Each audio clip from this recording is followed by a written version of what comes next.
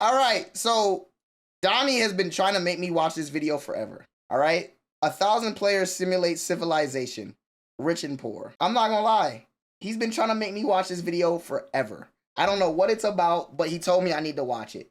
So I'm going to watch it, okay? It is 2 hours and 34 minutes long. All right? 2 hours and 34 minutes long. This is elite pulls. It's fire. All right, I'm gonna watch it. Yeah, now I'm gonna be right back. I gotta go get some food because, you know, I'm watching this. I'm eating while I'm watching this, all right? In the biggest social experiment in Minecraft history, I scattered 1,000 people across 2 massive islands to simulate a realistic civilization. The players were given no help or guidance, and just like in real life, if you die, you remain dead forever. Now each player has the freedom to do whatever they want. Farm for food, become a dictator, and build a society. At least as best as they can, because while one island is a rich, green paradise, the other one... You're kidding me. ...is a barren wasteland. It's up to each player to work with what they've got. Will there be peace between the islands, or will there be war? What ended up happening is the single most amazing story arc I've ever seen. All I will say is pick a nation to root for and enjoy the video. I present to you the Rich and Poor 1,000 player civilization experiment. Don't forget, if you want to participate in these videos, join my Discord server, and of course, subscribe to my channel. Alright, we got 1,000. Good luck, everyone.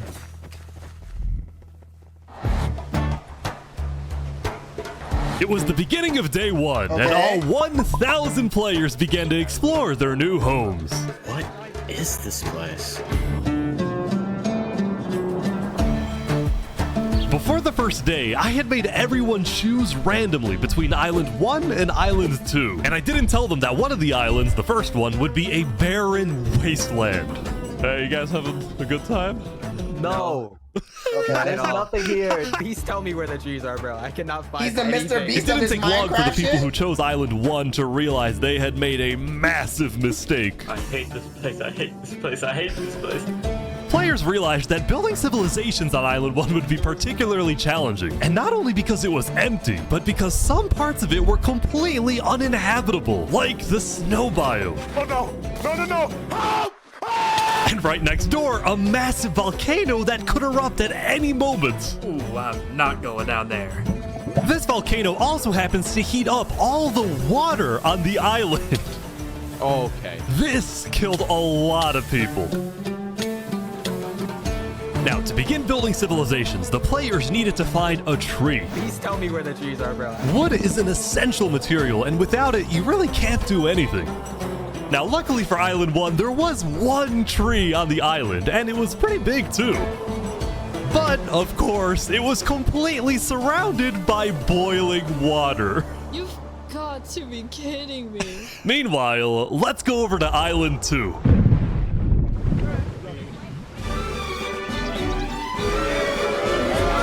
Hey guys! Life on Island 2 was beautiful. The terrain was green, the trees were plentiful, and the TK, when we get into Lovers Minecraft, man, them niggas can't sit down long enough to do that. water was normal temperature. Open for What is the point of this movie? We're watching 1,000 players simulate civilization starting from scratch. business. So Minecraft version of Dr. Stone. Water from the ocean? Are you trying to make me drink ocean water? No. The people on Island 2 immediately realized they had chosen the island of safety and wealth. You are literally a piece of gold. Yeah. The only real danger on Island 2 was the possibility of falling down from a tree as you're collecting wood. But some people found a way to even work around that. So you're planning to build a bakery. Yes, I am. And you're forcing your employees to go up and get oak? Oh, no. She forcing you to work up here. Hey, no. It's double carrots, triple carrots. I don't want say carrots. anything. See, this thing actually looks kind of interesting because people are actually taking it serious. You know? I feel like if I did this with y'all, half of y'all would start trolling and start murdering each other. first 2 days in. You feel me? The process behind this was kind of cool. I like the fact that everybody committed to it too. Like, hey, if you're participating in this shit, take it serious. Try. I want fair working conditions. Also, because of the vast amounts of trees, people were very quickly able to craft tools that'll... Niggas don't know how to RP. That's why GTA RP nowadays is whack, bro. Niggas don't know how to RP. Niggas don't... Listen, bro.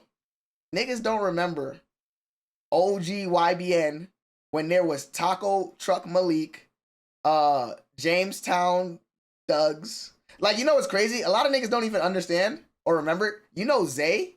Zay was, Zay started off in YBN as Jamestown Lil Nigga. I remember that nigga so vividly, too. His first character was tough. Niggas don't even, like, I don't even think niggas remember his first character's name, bro. I don't remember that nigga name either, but he was like a nigga with glasses, and I remember he died in a shootout, and then he made a new character, and that's the one that people really recognize. Mm-hmm.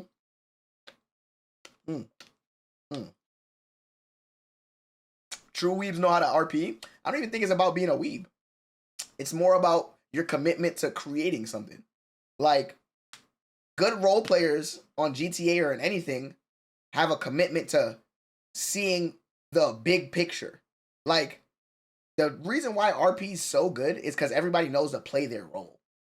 When it got fucked up is when everybody started trying to play the same role. You get what I'm saying? Like, for there to be good story, there has to be different characters and different dynamics of characters. Everybody can't be a thug. Everybody can't be the main character. I mean, you can be your own main character, but that main character needs to be unique from everything else.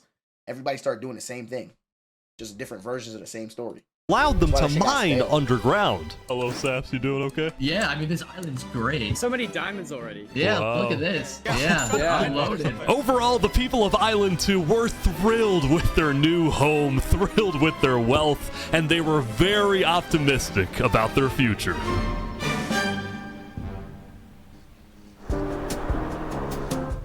By the end of the first day, players on Island 1 had finally reached the big tree.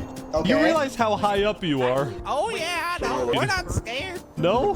No pain, no gain. Island 1 was still pretty far from having fully fledged civilizations, but there were communities starting to form. For example, this player named Remy the Rats made a small restaurant to feed those who were starving. Remy the Rat, what are you serving them here? It's very popular. Bread?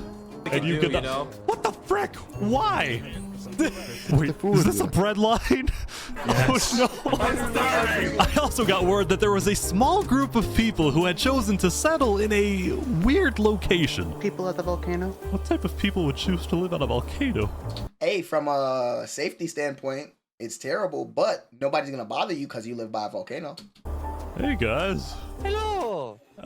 What the Hey, how's it going? Welcome to the Mafia! This was Lingolini, and he had recruited about 20 people to join his Italian mafia. His goals were very simple: make friends and get rich. Hold on, can we tell you a little secret? We found some netherite. Oh, really? Yeah, don't tell anyone though. We're trying to keep it between us. We'll check back in with these guys later, but in the meantime, on Island 2, there were actual huge civilizations starting to form. I don't care about power. I don't care about government. I just want to make a nice place for my people to live. This player named Call Me Cass was the leader of about 50 people in a nation she named the Cass Coalition. And a coalition, TK, do you believe RP will revive once GTA 6 comes out with no burnout in sight, or will it be something new people come up with to do? I don't know when RP for GTA is going to come out, but it's going to pop in the beginning. I do think that GTA 6 will be like a culture shift. Like, I want you to know, I'm calling it now, GTA 6 will change so many people's careers. Like, telling you, if you stream and you have a PS5, get a webcam and stream yourself playing GTA Story. I don't care. That game is going to be so big. It's going to be like OG. When you remember when roleplay was like really, really popping, like early on, it's going to be bigger than that. Because so many people want to watch the game and the category will be so big.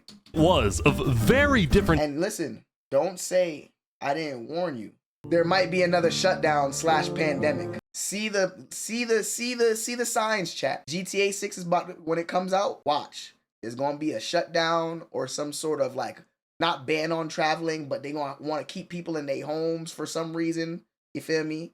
It's all aligned. It's all working, and you feel me? Watch. I'm telling you. Think about it. What happened at the end of Trump last administration? The start of COVID. Actually, no cap. COVID was during Biden's administration. I don't know types of people, including pirates, bankers, Canadian cartels, bakery owners, and their employees. I want fair working conditions. How much even being paid to work up here? Paid? People are getting paid? Now, later in the day, Island 2 would face its first conflict. What the heck? Hey, you guys can't be destroying the beach. Who are you? A group of about 20 people were extracting sand from the shore right next to the Cass Coalition. Cass was obviously not happy about this, but these people didn't care because they were from a much bigger nation called the Commonwealth. Oh!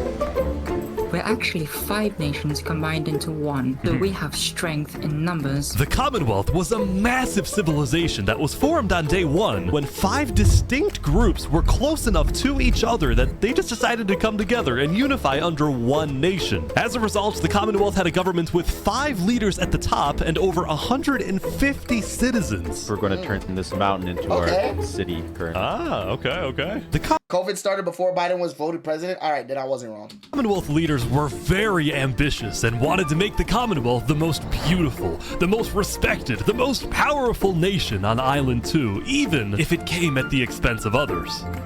Overall, by the end of the day, Island 2 was much further ahead than Island 1, as expected. But let's see what happens in the Hey, Pa, I'm never wrong, I'm just early. following days. Never wrong, just early. As players logged back in the next day, nobody was expecting that the beginning of day 2 would end up having one of the most consequential moments of the entire event. Revy the Rat And Trump trying to give out the $2,000 in 2026. It's all was running his restaurants if not a when he received a visit from a player named Spoon. Does anyone... Knight, I need food, I'm dying. Yo, Spood. Yep. I do have food. You're private, but I need food. Oh, God, I'm too kind. I care about everyone else before myself. It's such a problem. Now, this player, Spood, was a rising leader on Island 1. He was known for always giving away his own food.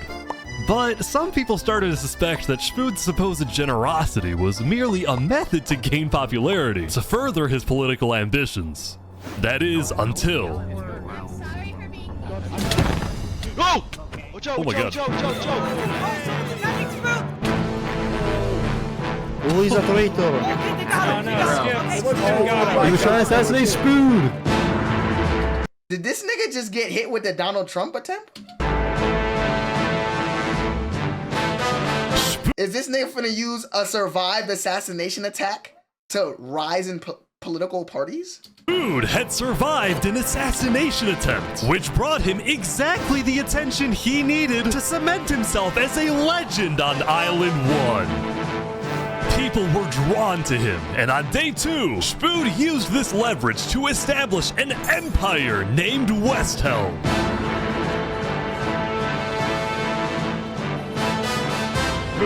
These people have made me emperor. This right here is going to be our capital. We're also building a massive coliseum. You mean where people fight to the death? Exactly! Even though the people of West Helm were still struggling with food and resources, TK type of story, I'm not gonna lie, I'm loving the storytelling on this so far. their motivation to succeed was unbelievably high. Earlier, somebody tried to take my life. Someone with this face. These niggas not have jobs, they're probably streamers. It probably wasn't shot in one clip. And it's like, you gotta understand, this is probably footage from a month of recording. 1,000 players on a Minecraft server. Mind you, it's hardcore type shit. And they have to work together to build shit. They're only like, think about how this video is 10 minutes in and they only have iron armor. You feel me? But now, he's dead! I'm in 2023. For the first time, it seemed like the people of Island 1 had hope. The Ballad of Emperor Spoon, nearly killed by some dude. Island 1 was finally starting to develop civilizations, but not all of them were as motivated as West Helm. Right next Took door, 2 for years to example, make? was a cult Damn. named Nevermore that literally just boxed themselves in and wanted nothing to do with the rest of the world. Quoth the raven, nevermore. And honestly, these guys weren't wrong to be pessimistic. See, some of the people who chose Island 1 had secretly been hoping that when they finally make it underground, they would find troves of iron and diamonds. But instead, they only found a giant layer of lava that stemmed from the volcano and covered the entire island. That's ass. But you can use that lava to, like, form shit, no? This lava layer ended up killing a lot of people. That said, a lot of people weren't necessarily angry at the poor conditions themselves, but more so about the inequality between Island 1 and Island 2. See, even though the two islands had a border separating them, preventing anyone from crossing for now, rumors were spreading about the wealth and the amazing environment of Island 2. Because of this, some people on Island 1 were starting to develop some feelings about the other island. Island 2 might be the better island, but we're the better people. Oh. In fact, artists on Island 1 were already making propaganda posters, some of which were rather concerning, including a few creations by our mafia leader, Lingolini. Speaking of Lingolini, there was some drama on the volcano on day 2. I just survived an assassination attempt. What? Whoa. Mamma mia, help me, I'm getting chased. Lego likes just attacked me out of nowhere and I had to run down the mountain. It was becoming a pretty common occurrence on Island 1 for people to try to rob or murder as a means to get food or resources. But Lingolini was not going to let that slide. What's up, what are you Kilo? going to do about that then? I put the hit out on him. Everybody in the mafia knows that the Lego likes is an enemy of the mafia. But then, during our interview... Oh wait, who's coming out over here? There's some people coming Oh, down. those are people from Infernus. They're our allies. Oh, really? Lingolini had decided to share his volcano territory with a larger group called Infernus, whose main goal was to preserve and protect the sacred land of the volcano. Okay. I spoke with the leader, a player named Seneca, who described herself as the Queen of Infernus. We are a nation of the flame. We have to treat the volcano with the respect it deserves, and we hope we can work with Lingolini to do just that. Seneca and Lingolini agreed to protect each other in case of an invasion, and use the Who the fuck is gonna run up on a volcano? volcano's height and flowing lava to their advantage. If anybody tries to attack us, we'll kick them out like a Koopa shell. Now, speaking of invasions, on day 2, the Cass Coalition was approached by an army of boats. Oh, crap. Guys, I think we're under attack. It looked like for some reason the Commonwealth was coming to attack. No, we can't fight this. We gotta run. Get everyone out. Get everyone out. But after a few moments of panic, it turned out to be just a group of immigrants who had gotten lost. We are not here to invade, I swear. Oh, We're not here to invade you, we promise. Why are y'all here? It's you mother. But I didn't do anything. I just followed You them. brought them all. I didn't do anything. Okay. The leader of the migrants, a player named 3 Below Zero, profusely apologized for the scare, and then the migrants took off. What's going on, Cass? I know they didn't mean to do that. I'm telling my people not to worry. Glad to hear. Okay. Now on day 2, players had Nigga, day 2? realized that Island 2 was not technically an island at all, but an archipelago or chain of islands. The northern island was an optimal place to settle with open fields, trees, and wildlife. So naturally it had the biggest civilizations, including the Commonwealth, the Cass Coalition, and a huge kingdom named Tricolor ruled by a monarch named Jophiel. The red stands for the underground, the green for plains, and the blue for the coast. The center island, meanwhile, had pink cherry blossom trees and was the home of a small nation called Barbie Land. What is this? Life in plastic? Oh god. It's fantastic. Okay. And lastly, the southern island was big, but also extremely dense, flooded with jungles and swamps. As a result, nobody really wanted to stay there, although I did find one person. Saps, what is this? Can't you tell? This is my vacation home. How's this a vacation home? I don't see any lawn chairs or furniture. There's no roof. Hold your horses there, cowboy. It's not done yet. Saps was one of the few players who chose not to join any civilizations because he didn't want to get dragged into politics and drama. Still, he made lots of friends across Island 2, his best friend Flux actually being the second in command of the migrant group. Speaking of, 3 Below Zero and the migrants had finally reached their destination all the way up north. Now, other than accidentally invading the Cast Coalition, these guys seemed pretty insignificant. Real ass nigga, But solo little did people go, man. know, this new civilization was about to change the entire world.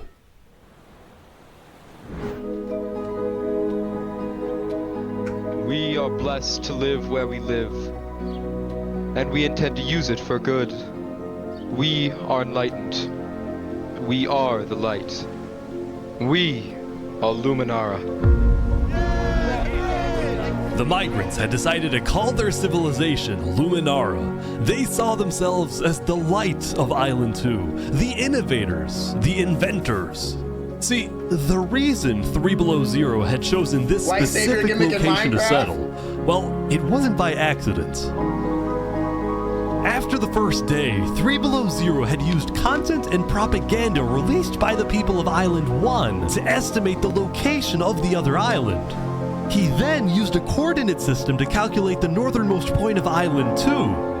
His goal was to settle as closely as possible to the other island so that when the day comes, when the borders drop, Luminara can build a massive bridge connecting the two islands, giving free passage as a sign of good faith to perhaps bring about world peace. This nigga just ended the world, bro. You don't never mix up shit. Listen, yo, why am I, like, I'm not gonna lie, this shit low-key cooking. This is cinema. But, yo, you gonna take the poor niggas living in the trenches who, like, really struggling and give them free passage to the safe world? You gonna let them thugs in your city?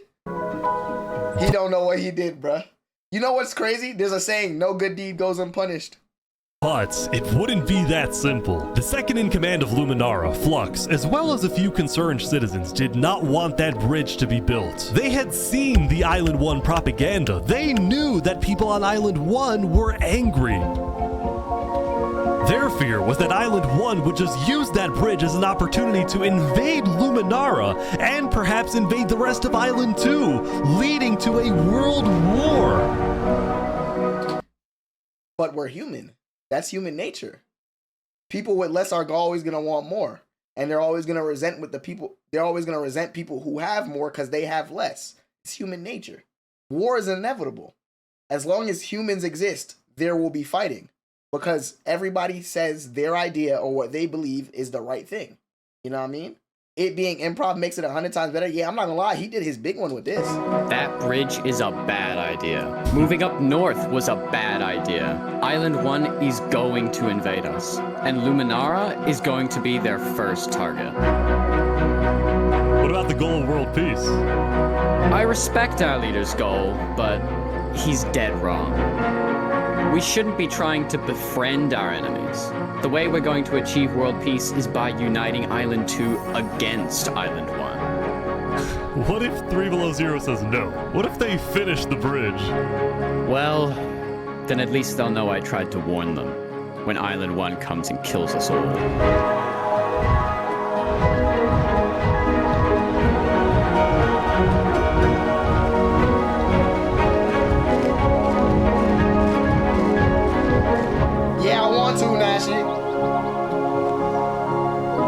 As day 2 came to an end, tensions were rising. That nigga is within CK? What the fuck? What you mean that nigga's me? You think I try to save the world, brother? I wouldn't. I would let niggas do what the hell they doing and mind my business.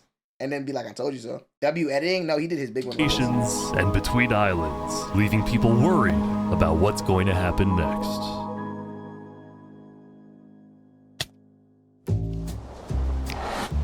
Back on Island 1, I was watching a small group of pirates who called themselves Al-Karasina. Nigga, what? Yo, that's a crazy name. My friend, we're the baddest pirates around. Now, if you look Pirates? closely, there was a person of interest hanging around with the pirates. Lego likes just to take me out of nowhere and I had to run down the mountain. Well, what are you gonna do about that then? I put the hit out on him. So to be clear, Lego Likes had a bounty on his head, and he was hanging around pirates. You could probably guess how this ends. Yo, Lego Zanga's here. So this is everything you guys got, huh? Not much.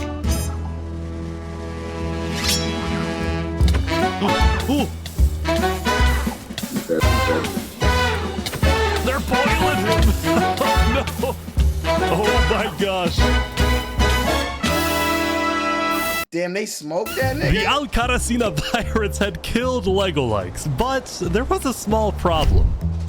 Did you hear about the news? Yeah, I saw it, but we don't know who claimed the bounty. It didn't say it in the chat. Because Legolikes had technically died to boiling water instead of a player, Lingolini didn't know who actually killed him. But fortunately for the pirates, when a player dies, the dead player drops their own head, which the pirates believed would be the proof they needed to collect their bounty later today. So you're expecting a payment later? Yes. What we expect. All right. Well, I'll go Wait. Nigga, are these niggas Muslim? today. So you're expecting a payment later? Yes. This nigga just say manshallah? We expect. All right. Well, Yo, I'm not gonna lie, what is wrong with niggas? Niggas say I'll go. manshallah. You guys let me talk. Yo, nah, these niggas funny for that, bro. I ain't gonna lie. Niggas say manshallah. By day 3, players had basically Lord mapped out Allah. all of Island 1 and were finally starting Niggas to... put Muslims on the broke island. I don't think that's fair because they got to choose what island they pick. You feel me? Adapt to the environment. Day 1 was horrific. We literally had bread lines. Day 2, we're building a coliseum, a citadel. I am literally immortal. Hopefully that isn't foreshadowing. Emperor Spood was still the most powerful man on Island 1, and on day 3, he was invited to a big international meeting hosted by a charity group called the Blue Cross. We invited you here mainly to discuss plans in case the volcano erupts. What are your individual plans? A large bunker underground. Just not using flammable materials. We don't have any real plan, you know. What? You don't have plans? If that volcano erupts, you deserve to die. Emperor Spood had come in with good intentions, but it was there that he learned that he hates meetings. I'm gonna go there. When Emperor Spood left, the other leaders were unsettled. Was this guy really the figurehead of Island 1? Okay, we need a better representative. Then, basically right on cue. Elysium diplomats follow me. Bodyguards. Sorry, guys. Sorry, I'm late.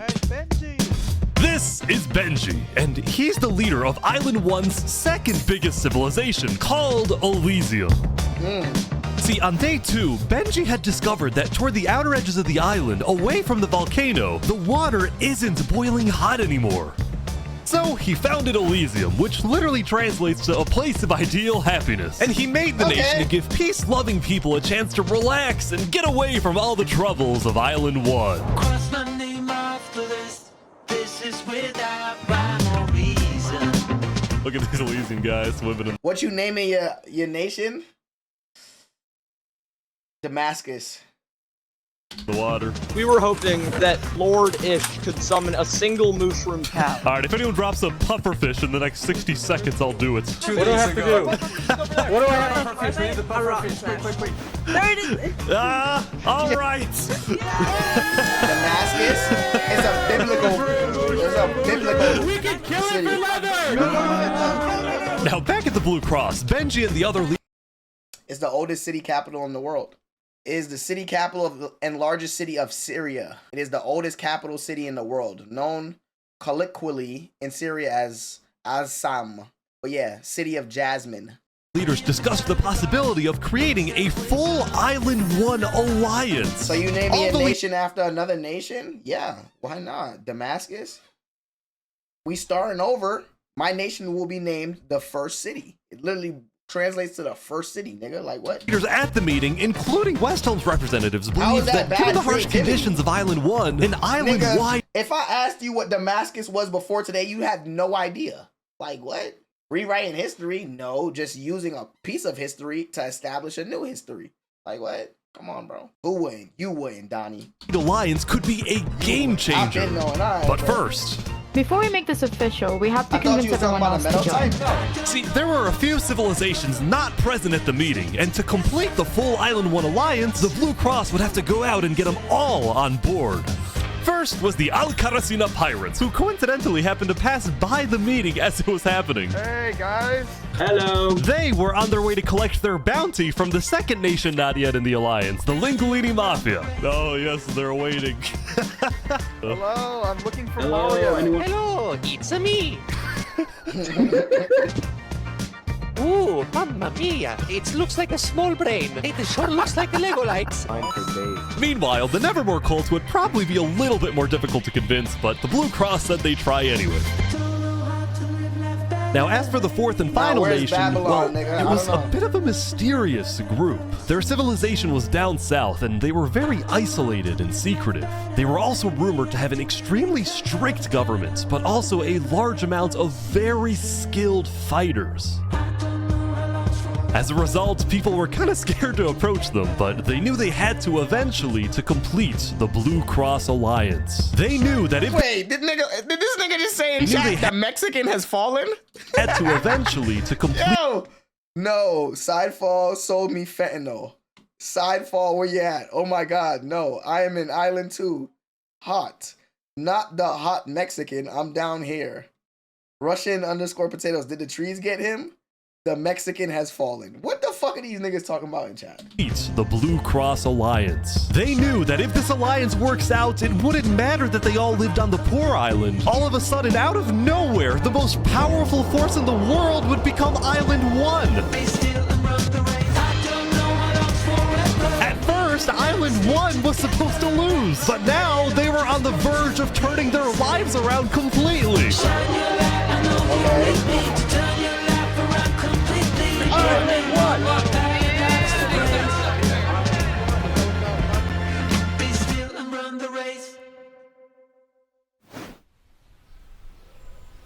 The Commonwealth.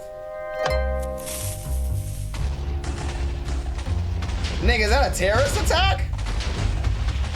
As you can see, there was a bit of commotion at the Commonwealth. They had just exploded their own land because of a miscommunication. What happened was one of the 5 leaders, Coraline, got the idea that the Commonwealth was planning to move east. So she started telling everyone to move. Thus, believing that they wouldn't need their old land anymore, one of the citizens just decided to blow it up. I thought we were moving. What? We're not moving. I'm surrounded by idiots. Overall, the Commonwealth was having trouble getting anything done because the 5 leaders were constantly fighting over power. See, there were 5 leaders, each with 1 vote. But because they were originally 5 separate nations, each with a differing amount of citizens, should the smallest faction's vote have the same weight as the biggest faction's vote? It is ridiculous that Armin's vote is worth the same as mine. I mean, I need about 50 people, and he has barely 5. Because of all the fighting and disarray, how's he a leader of a nation with 5 people? Commonwealth citizens started moving to other nations like the Cass Coalition. Cass's style of governing, letting people do whatever they want, was making her very popular with her people.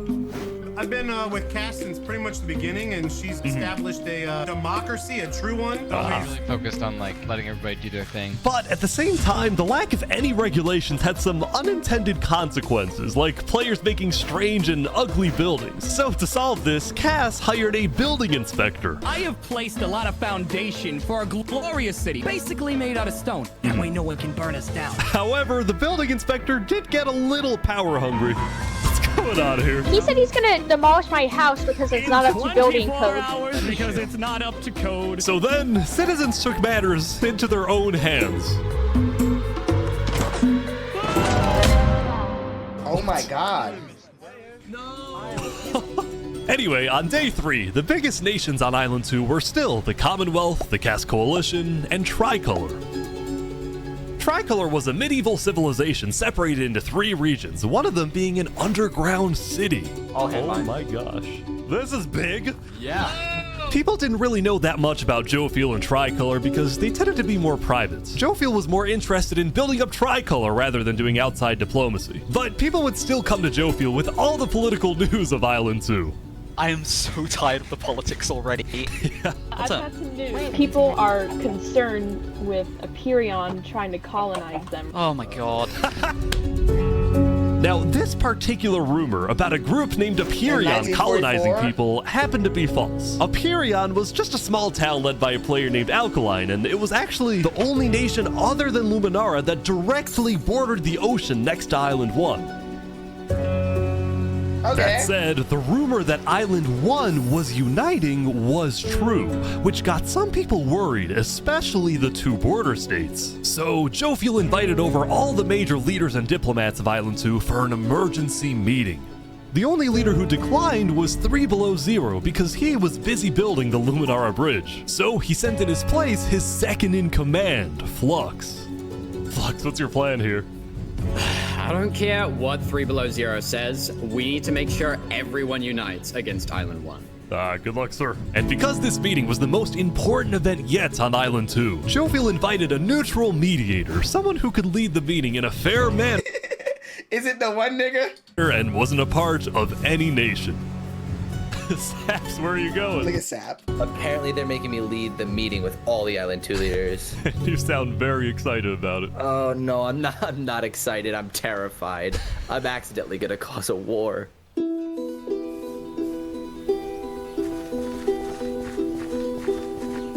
Chat, so what island would you do? Keep your eyes peeled? I got my eyes peeled. What island would you be on though? Me personally, I might go to the Volcano Island. Alright, I think everyone's here. Welcome.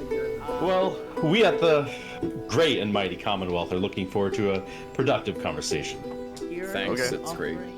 So, as the president of Aperion, I'm actually really worried about our town, which is why I'm proposing we all join a defense pact. If one of us gets attacked, all of us are under attack.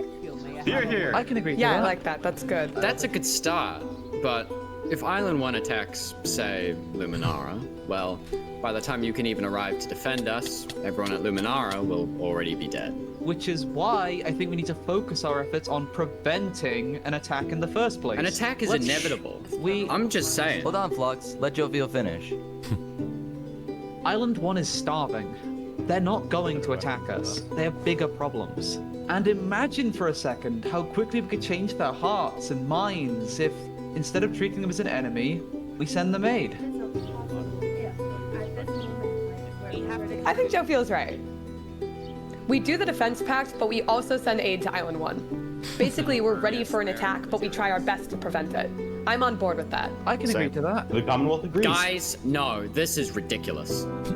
Island 1 is literally making propaganda saying death to Island 2. They're jealous that we live in a paradise, and they're gonna invade us no matter what.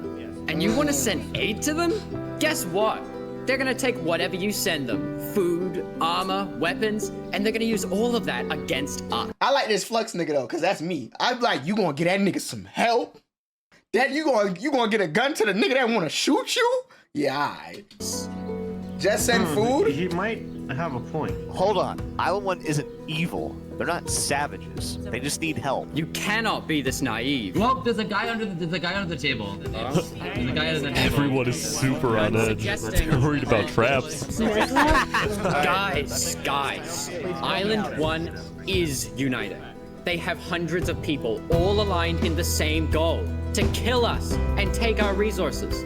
If they decide to attack any single one of our nations, it'll be easy. All they'll need to do is walk ahead, which is why we need to either merge all of our nations right now. We all choose a spot and combine into one civilization.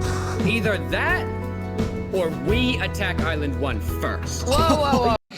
What's wrong with this nigga? You crazy? What? This is ridiculous. What's crazy, Jovial, is you leading all of us to our death. Oh my That's god. too have to much. We listen to can't me. do that. If we don't do this, it's the end of Island 2. TK, a villain confirmed. Y'all see how I play Arc Raiders? You give niggas a chance to slime you, that's your fault. I'm not taking a chance. Listen, you know what's the best type of enemy? A dead enemy. Flex, We can't do that. That's crazy. What is happening? Alright, everyone. We can't fight.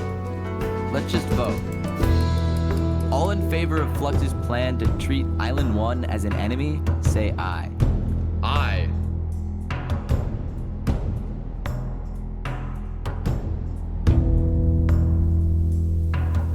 All in favor of sending aid to Island 1.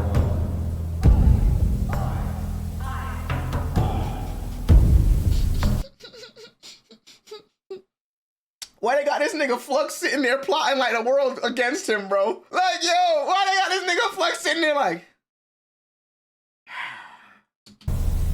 Only needs one paranoid nigga to start war? Bro, we're human. human nature is to be afraid of what we don't know. It's easy to sit there and be like, oh, well, they wouldn't, but why wouldn't they? Think about it. If you're on Island 1 and them other niggas got everything, they live in a good life, why accept what little shit they decide to send you? Then if you take your hand and now they feed you, they control you. Now it's just a matter of them saying, oh, we won't send you no more food. And by that point, you dependent on them. When versus saying, oh, I could just take what you have. We was raised in the gutter. We went through the mud. We're going to be better than y'all at combat. We're going to be more equipped for longer stalemates. You feel me? And you got to understand, Island 1, once they start attacking different shits, they'll be chilling. Because now they have the strongholds to build and supply food. They build in the bridge. All you got to do is send the food over the bridge, right? And train your soldiers up, right? And then you slowly cook Island 2. Because them niggas not built for war. The biggest people is Swoop. Come on, bro. That other island got the coal. They got them niggas living at the bottom. That's some soldiers. They got pirates. They got niggas who know tactics. Niggas who like raised in the fire versus some niggas who be like chilling and be like, oh my, like look at Cast Nation. Some refugees pulled up, not even really soldiers, refugees. And them niggas panicked. Come on, bro. Come on, bro. Man, y'all lucky I'm not on Island 1. I'd have been addicted. We'd have really went to war. Meanwhile, see, what I would have did was I'd have started with small skirmishes sparked by mercenaries that you pay to start shit. So for instance, if I'm on Island 1, I know they're afraid of us, right? And I'd probably know by now, because my intel, you feel me, my intelligence would have told me already, hey, Flux was at the meeting, word on the block is, he thinks he's trying to get them to start a war. I'd be like, word, cool. I'd spark Flux's madness. I'd send little skirmishes, little sprouts here. Like at first, you know, when we first connect, because everybody's going to be scared and they're going to send us aid anyways. So when we first connect, I'm going to have little skirmishes and then we're going to charge it to, oh, that's just people doing their own thing. We're not in control of that. But that's going to build resentment in Island 2 because we're feeding you, but your people are over here attacking us. So now they're going to become biased. And they're going to be like, stop. They're going to vote, oh, stop sending food to them. But we're better than them. They don't deserve our shit. And now Island 1 really interprets that as like, yo, we're just people, bro. It's not our fault that some of them are doing bad things. Look at the race wars in the US. Whites versus blacks. Come on, bro. Come on, bro. Like, come on, man. Rage bait. Everything in life is rage bait. Like, literally. That's all it is. Can you rage bait the other nigga into taking action? While at West Helm, I ran into something interesting. Our next song is called Island 1. Oh my god. So you remember this guy? The Ballad of Emperor Spoon. Well, he had joined a band that produced actual songs and then performed them all across Island 1. A barren wasteland island, a boiling water sea. Let's go. And no resources to speak of, except a water tree. Let's go! Everyone loved the Island 1 band, including Emperor Spoon, who found that the music bolstered the morale of his citizens. He believed that a happy citizen is a productive citizen. West Helm took us in and gave us a little home. Even though Emperor Spoon was a chaotic figure, West Helm itself was the opposite.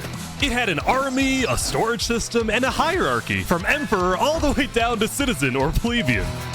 And of course, there was the Colosseum, which when finished, will play a major role in West Helm's justice system.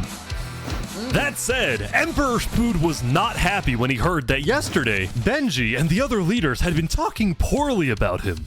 Okay, we need a better representative.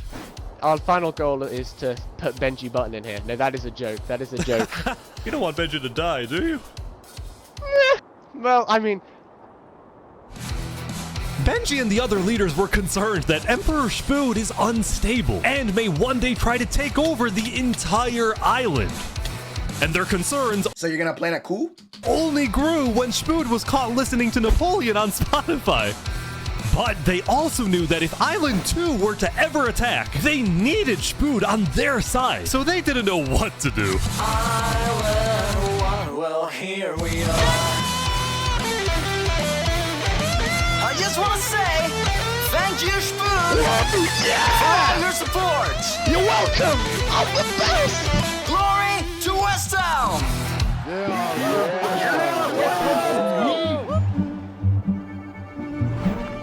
Meanwhile, Seneca, the Queen of Infernus, had decided to begin building a massive castle for her people. A beautiful home base that would hover directly over the volcano.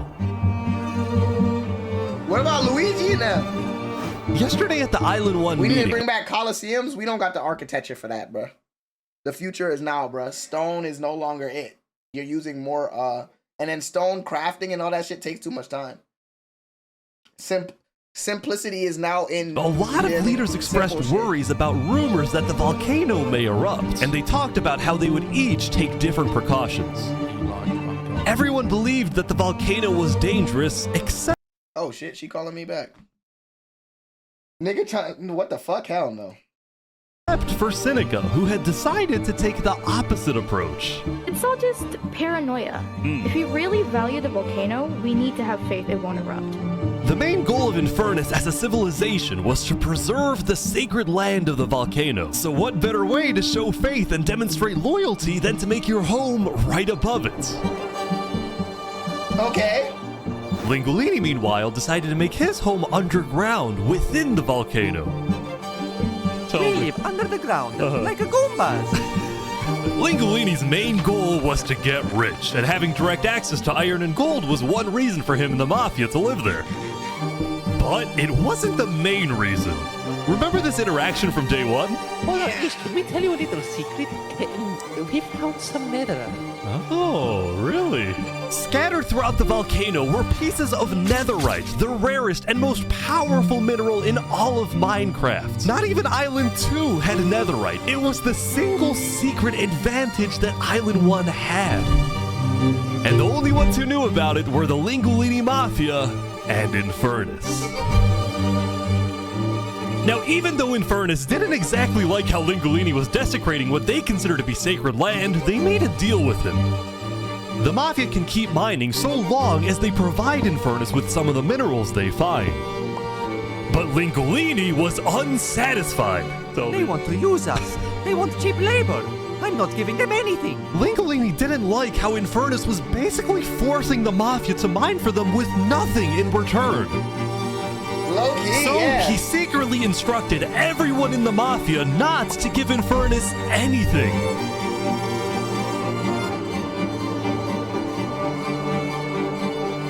Lingolini's hope was that Infernus never asks for those minerals and forgets about the deal entirely. Otherwise, he would be in a lot of trouble. That said, despite this conflict, the rest of the Island 1 unification effort was going very well. Earlier today, Lingolini had decided to join the Blue Cross Alliance. Okay. Thank you all so much for having me. The Alcaracina pirates were also eager to join, and surprisingly, so was Nevermore. There was only one holdout.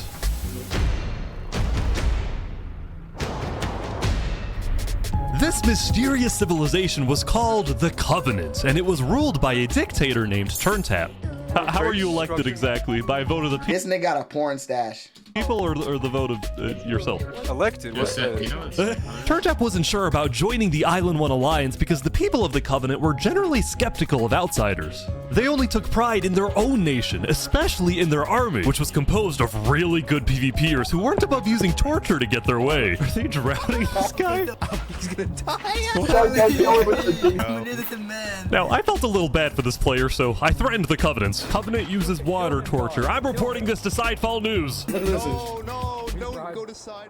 So I went to the local news reporter. Sidefall, I have a story for you. I just caught the Covenant waterboarding one of their own people. Oh.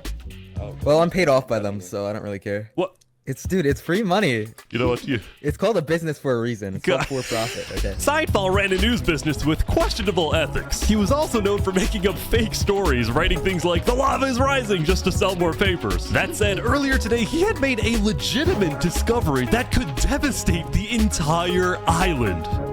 Island 1 had a lot of known dangers, from the lava layer to the boiling water to the powdered snow. But there was one last danger that nobody knew about until now.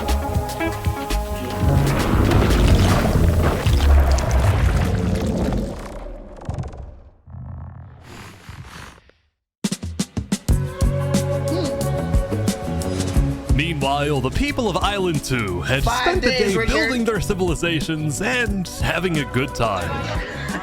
Yesterday, their leaders had voted that whenever the border drops, Island 2 would send aid to Island 1, hoping this gesture would lead to peace. But not everyone agreed with this approach. The end of Island 2. When Flux returned home to Luminara, 3 Below Zero was furious at Flux for causing chaos at the meeting and for going against Luminara's values. 3 Below Zero, as the leader of Luminara, was actually heavily in favor of sending aid to Island 1. The whole point of the Luminara Bridge was to make peace with Island 1, not to start a war. As a result, 3 Below Zero demoted Flux from his position as second in command. Oh my god.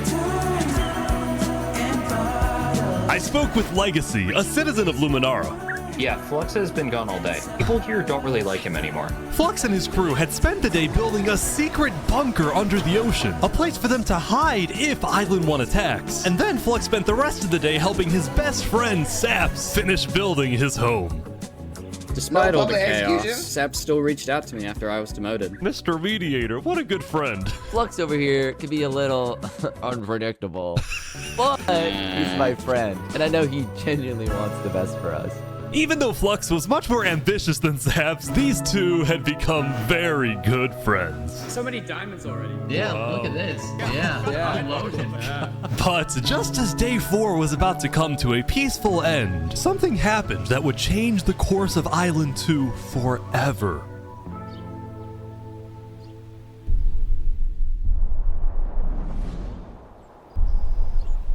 Nigga, this is GTA.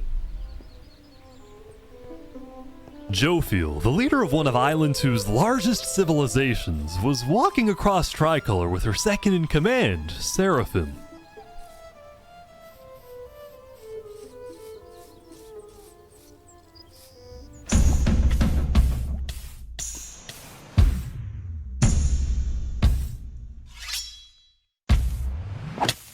Seraphim! What are you doing? What? No way.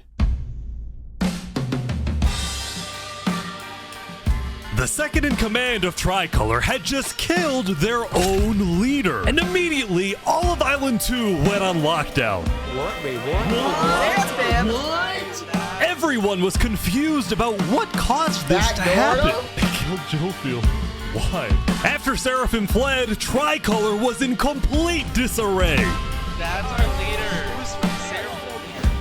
Back at Saps' place, Flux told Saps it might be a good idea for him to call an emergency meeting with all the leaders. So, for the sake of the island, Saps agreed to host a meeting tomorrow. But for now, he and many others headed to Tricolor to help them restore order. Damn, somebody got assassinated? So what happened to Seraphim?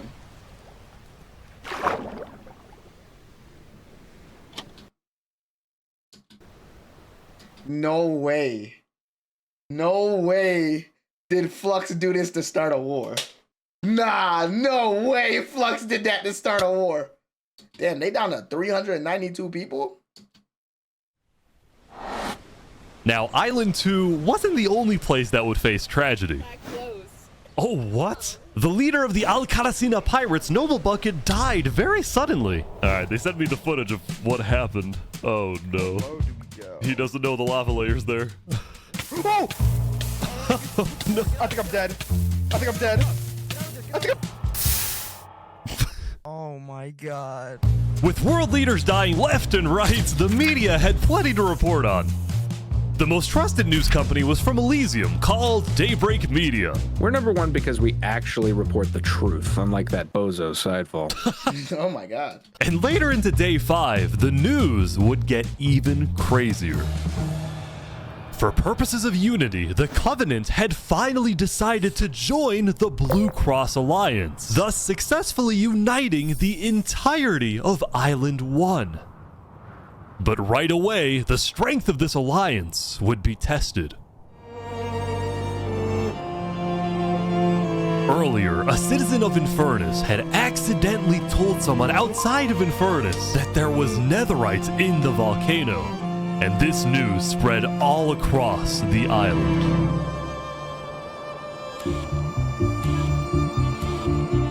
This was a disaster for Infernus and the Lingualini Mafia, who had been trying to keep the existence of netherites to themselves. Immediately after hearing about the netherite, the Covenant sent a mining expedition into the volcano without telling Infernus. And lo and behold, they confirmed there was netherite.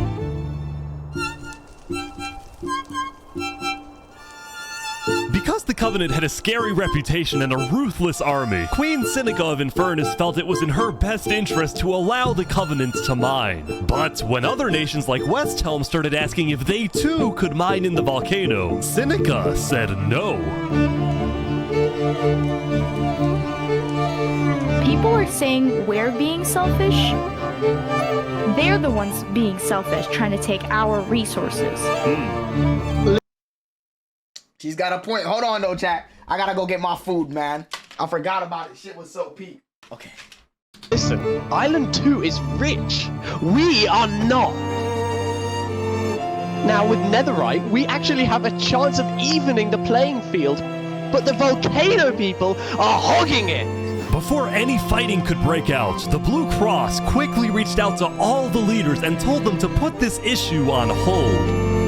We're inviting everyone here tomorrow, so we can all talk this through peacefully.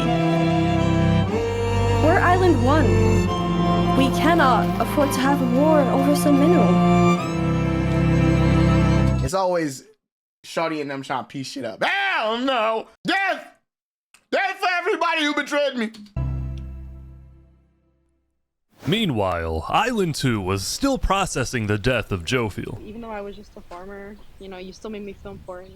Saps would invite all the leaders for a meeting later so they could coordinate a hunt for Seraphim and discuss their plans for when the border inevitably drops. Now, after Jophiel's death, Tricolor had lost a lot of its power, which left the island with really one dominant nation, the Commonwealth. But remember from day 3 how the 5 Commonwealth leaders were in constant fights with each other? It is ridiculous that Ahmed's vote is worth the same as mine. Well, this all came to a head on day 5 when one of the leaders was caught plotting to take control of the entire Commonwealth. So another Commonwealth leader then paid an assassin to, well... Oh my god! Oh my god! Wolfram's dead. What? We just witnessed murder! After this, people from the Commonwealth lost even more faith in their governments. This Commonwealth citizen went to the Caste Coalition to complain to Caste directly. I got information that there might be netherite on the other island. My leadership said, quote, netherite is useless. Netherite is, of course, not useless. I think that's a foolish statement. As the Commonwealth erupted, the Caste Coalition thrived. But they did have their own problems. Is this your employee? Yes, he is. That implies I get paid. Is he not getting paid? Skip out on work. You hear this woman? Earlier, Wood Daddy had ditched work to attend a party in Barbieland. So as punishment, his employers forced him went to the strip club to risk his life and chop down one of the tallest trees in the Caste Coalition. He's asking for help. You have to yell louder. I can't hear you. You're so far up. You have to get closer. Look at this, man. To the ground. Oh my god, he died. What the? Now, because of this recent tragedy, Cass decided to stay home from Saps' meeting. That said, every other major leader was now on their way.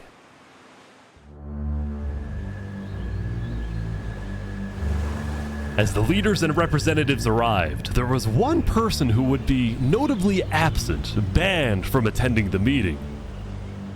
Before the meeting started, Flux called me to his underground bunker because he had something, quote, important to tell me. Flux, what are you gonna do?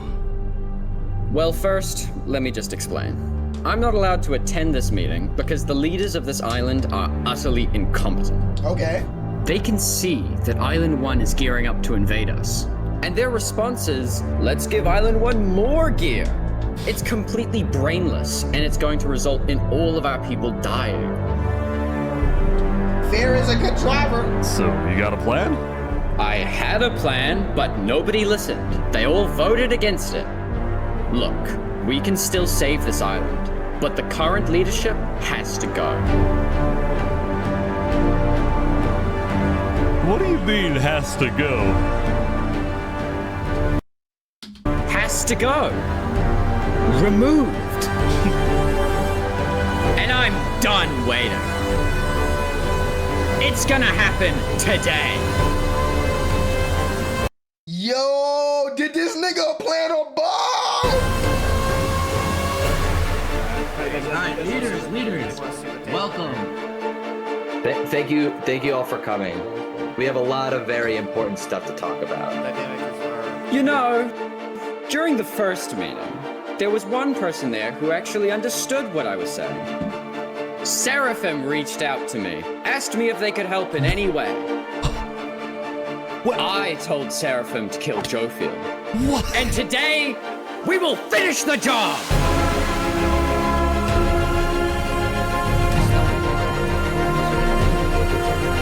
Wait, so Seraphim gets there. What actually happens next? Something I didn't want to do, but something that needs to be done.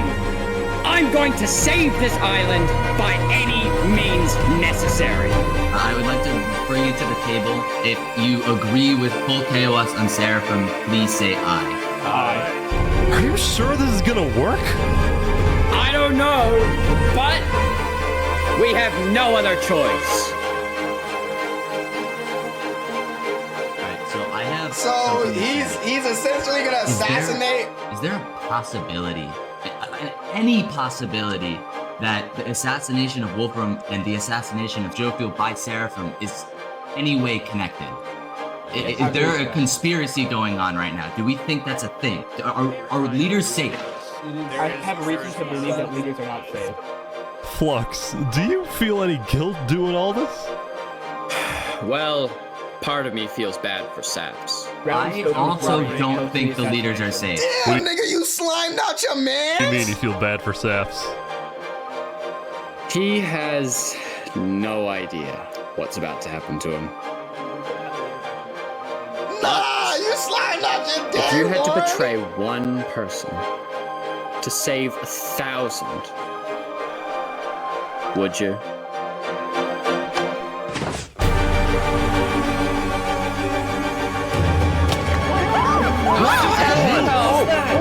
What just happened? What happened? I didn't do that. Oh my god! Why is there a trap? Is this all a setup? Saps, look, where's Saps? Where did he go? Did Saps do this? Wait, Saps? You have to find him. Hunt him down! Kill him! Kill Saps! Nah, sliming your man out and then leaving that nigga to take the fall is crazy. Yo, that nigga Flux is really just like me. That's really crazy. That nigga is really just like me. Yo, Cass wasn't there though. Cass not dead. And she was the main one pushing for peace.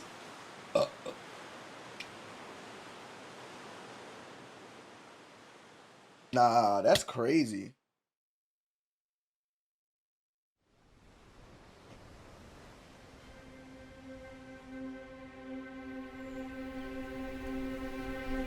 It was a new day, and Island 2 was in shock. On day 4, when Saps was in Tricolor helping the people after the death of Jofield, Flux and his crew had built a trap in his roof. And Saps did not know they had done this. He Good had Eats been video, framed say. by his friend Flux, used as a scapegoat for Flux's plan. But because they had to rush to build the trap, it actually wasn't fully successful. Some of the dripstone, including the one meant for 3 Below Zero, had failed. But overall, the trap still killed the leader of Aperion, Alkaline Alk, a leader of the Commonwealth, Coraline, and 4 other very high-ranking officials from across the island. Nah, he The really people of smoked Island niggas. 2 were devastated, confused, and angry. Our leader's dead. What just happened? After the trap went off, Seraphim was immediately caught and killed. Oh! What a tricolor. But when more people found out about how exactly their leaders died, their anger wasn't really towards Seraphim, but toward the person they believed was behind it all, Saps. And it made sense. Saps knew he'd be hosting leaders at his home. It was his roof that had a secret trap. A trap that happened to fit perfectly into the design of the roof. Saps was about as guilty as it was possible to be.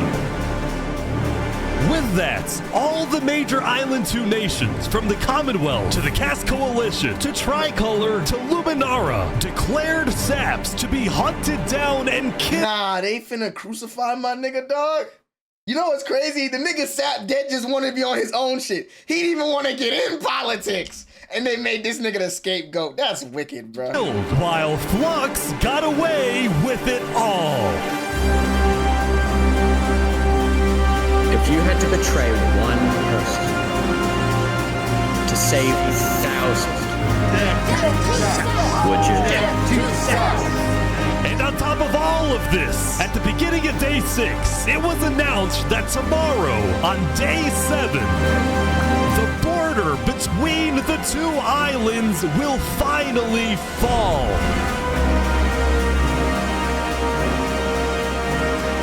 Both islands Nah, that's kind of wicked, though. now have That's one wicked. day to prepare. That's wicked. That's so grimy. That's so grimy. I can't believe they did my nigga Sap like that, bro. Niggas grimy as hell, man. Now, when the people of Island 1 saw the chaos happening on the other island, most just didn't really care about it. A lot of the hatred against Island 2 that was popular in the early days had faded away. That is, except for this player named Oppenheimer, who was determined to take out Barbie Land because in 2023, the Barbie movie had outsold the Oppenheimer movie. I'm building a nuclear rocket that will make yesterday's chaos look like child's play. But when Oppenheimer tried testing his nuke, it went up, and up, and up, and was never seen again. Now, day 6 did present some new challenges for some of the civilizations. For example, at Nevermore, what is this? What are you doing up here? I got voted out because they hate me. Oh! Come on! No, Josh! What about me? I can shoot.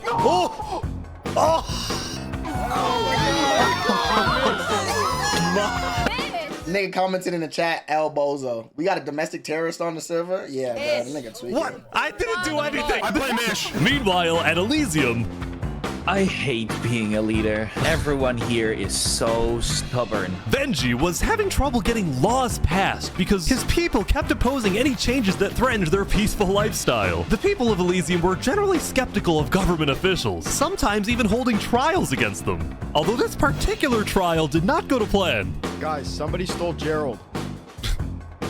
The mushroom cow, Gerald, has been stolen. Let's go! There they all go. Meanwhile, at West Helm, there was a bit of a food problem going on. Not a shortage, a feud. See, Remy the Rat had opened up a new restaurant right across from the Coliseum, but the food was questionable. Is poison fatal? So his customers had instead started buying their food from another player named Dinosurf. That is, until... Oh my god! Oh my god!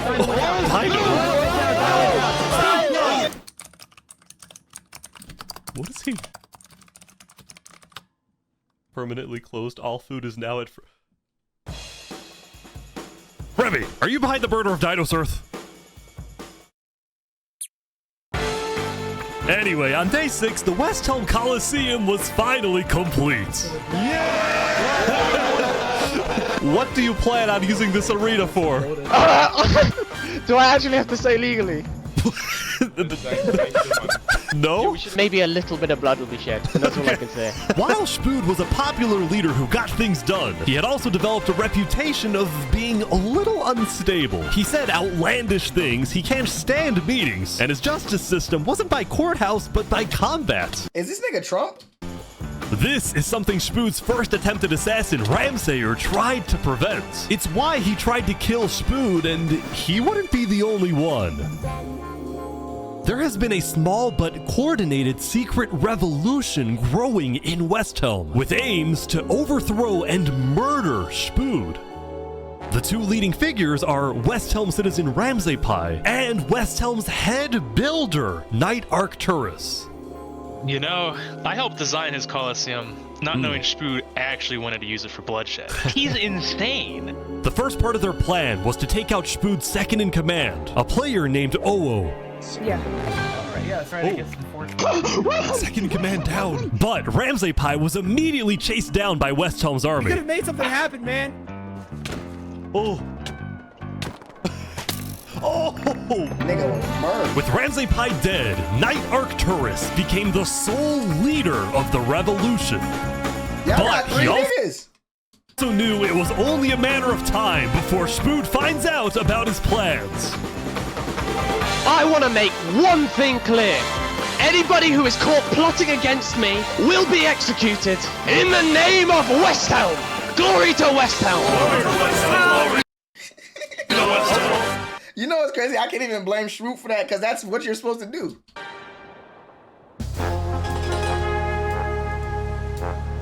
Now, before the border drops, the Island 1 leaders all met to... Nah, this is a good-ass show, bro. I gotta get my snacks, man. Holy shit.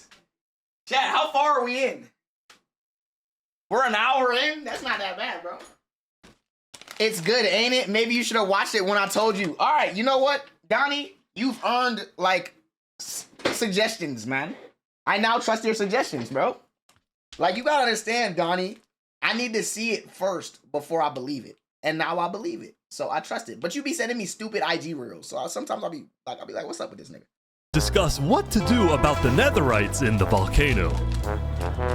Going into the meeting, people were not happy with Infernus and the Linguini Mafia, who were believed to be keeping netherite to themselves.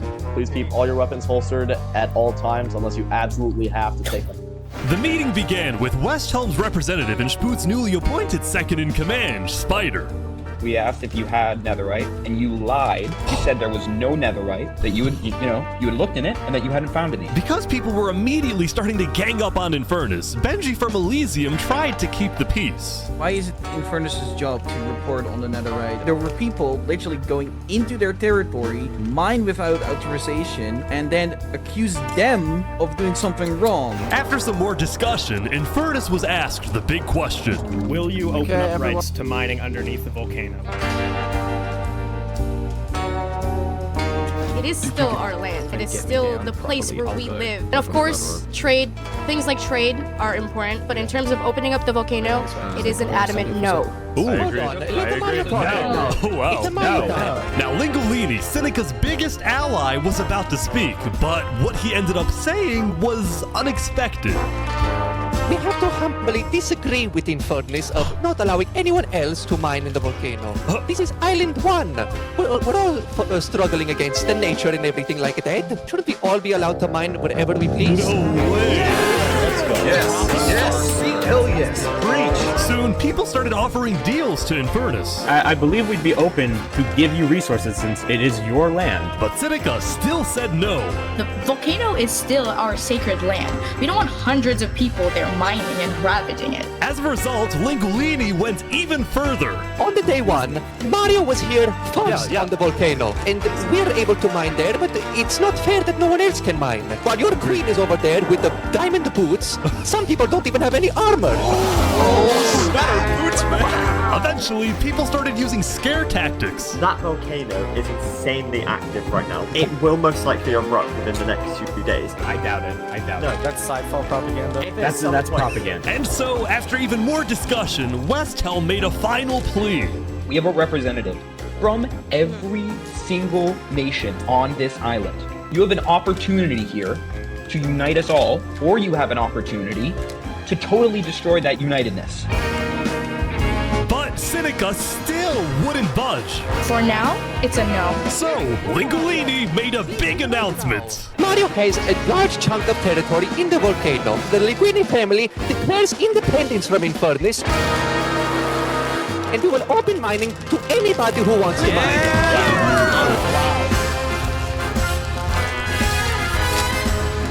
Seneca's leaving? Great. Seneca had left the meeting, furious at Lingolini's betrayal. She finna get that nigga slimed. I wish we had a better outcome, but this meeting's adjourned.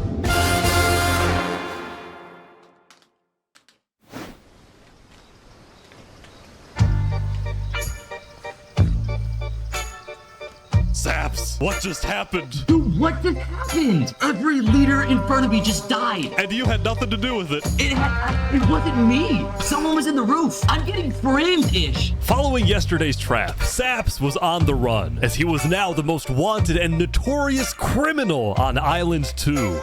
I'm screwed. Nigga, just go down to the bottom island and make your shit. What am I supposed to do? He had no choice but to hide amongst the dense jungles and swamps of the southern island. Yeah. But he also knew that the longer he hid, the more guilty he looked. So earlier, he had decided that he would turn himself in under the condition that he is given a fair trial. Flux, meanwhile, was satisfied with the success of his plan, but it wasn't over quite yet. We got 2 leaders left to kill. Call me Cass, and of course, the guy who demoted me. And because Seraphim was dead, Flux sent another member of his crew to take care of the job. Oh no. Oh no. There we go. To the world, this looked like yet another senseless assassination. But to Flux, it was the strategic progression toward making the people of Island 2 paranoid. So paranoid that they wouldn't trust anybody, and especially not Island 1. In fact, the new leadership of Tricolor was already preparing for Island 1 to invade. I think we should secure our nation, make sure we have plans when inevitable war and fighting starts. Sending aid to Island 1 was officially off the table, and the construction of the Luminara bridge had come to a stop. After all these days, Flux's plan was finally working. Now, the Cass Coalition, meanwhile, hosted a diplomatic meeting on Day 6 to try and increase the morale of Island 2 before the border drops, although Cass herself was too scared to attend the meeting. And I want to enter, but my members are telling me not to because there was an attempt on my life yesterday.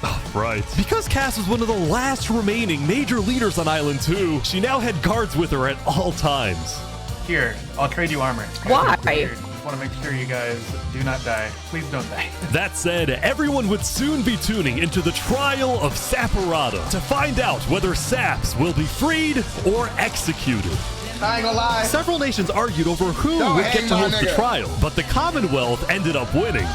We've made this beautiful venue to show the world that the Commonwealth is still the strongest. But first... What's up, Sean? I've been searching for something down in the mines. Why is it up here? They're moving the warden up. No. What is that? No, they're not. Wait, can you come over? They're bringing it to the surface.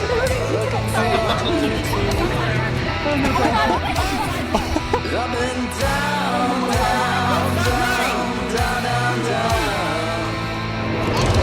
but I can't see. Wait, they made it rising lava? So remember that discovery that Sidefall made? Well, it was a warden, also known as the most dangerous creature in all of Minecraft. Sidefall had then renamed the warden to Rising Lava, so that when he was accidentally killed by it, the entirety of Island 1 went into a panic. The lava is not rising, but this is just as dangerous.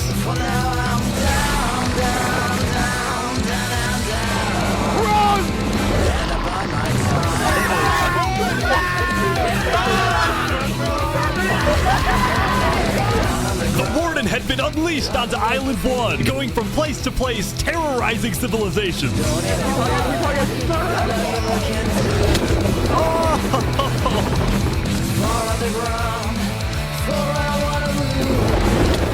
Oh my god. Dude, how is anyone gonna stop this? Until eventually it got to West Helm. But the West Helm army was ready. Ready? Aim! Fire!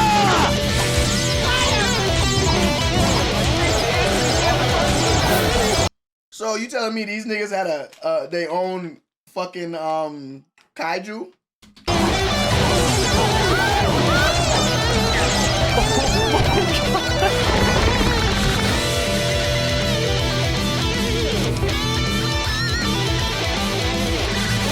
Come on!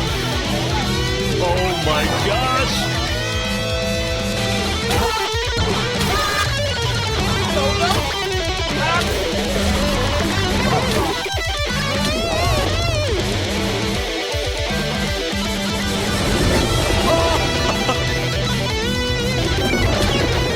Welcome to West Helm. What? It's Reddit's place?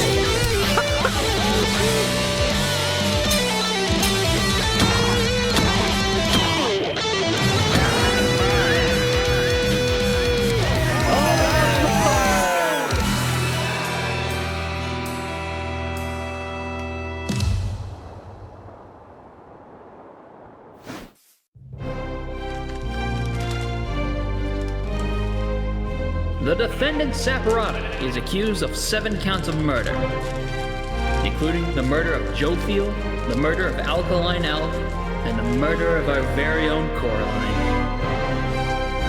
I will hear the prosecution's argument, followed by the defense, and then I shall make my ruling.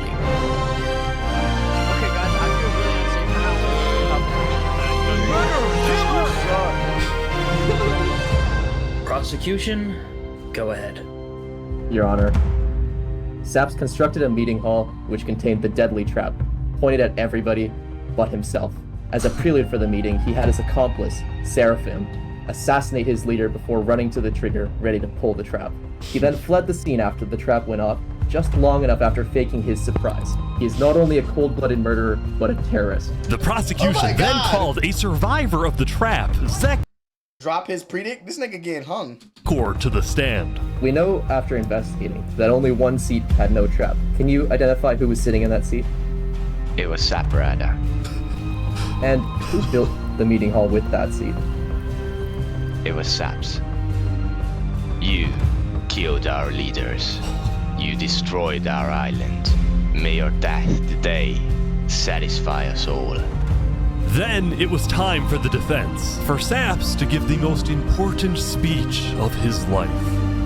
All I ever wanted for this island was peace and cooperation between the Flux nations. nowhere to be found. He set his man up to get slimed. Why would he be anywhere? The loss at the meeting yesterday And it's even worse because his mans don't even know, bruh. His man's gonna get fried thinking his mans was a real nigga. Whole time he's was slime. extremely devastating and came out of nowhere. But I can tell you right now, I'm innocent. It wasn't me. The leadership in Luminara helped me build the meeting area. He's gonna expose them. And we're the only people who knew about the area before the leadership meeting. That includes the prosecution himself, Thomas 5200. What? Gotoga, Hive Rotation, Snowbird 334, and their ringleader, Fluxion. Hold on. When I left to gather the leaders for the meeting, they must have snuck into the roof of the meeting to make the trap. The people who I thought I can trust the most used me for their malicious intent and killed the leaders and blamed it on me. Saps had figured out he was betrayed and framed by his friend Flux, but he would end up making a critical mistake. I find it rather interesting that 3 Below, the leader of Luminara, is one of the only people who survived the trap. I find that rather interesting. What about it? The trap too. Well, Saps falsely assumed that 3 Below Zero, the beloved leader of Luminara, was also behind the murders. And with that mistake, Saps turned everyone against him. Saps, is that all you have to say? I guess. All right, I'm ready to make my decision. It's day 6. Judge Timebomb, find Saparata. Guilty. Guilty on all counts. Yes! Yes! Saps is to be taken to the top of the gauntlet and executed immediately. Public execution. Oh, that's it. What's up, Trigger? It's crazy because he wasn't wrong, bruh.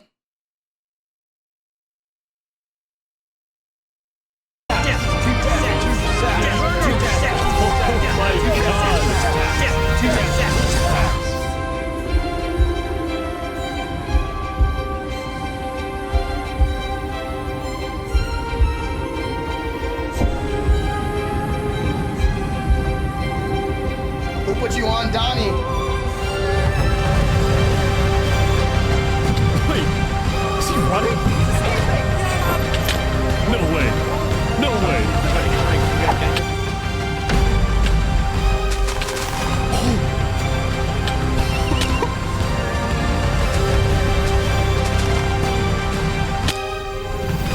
Fall damage.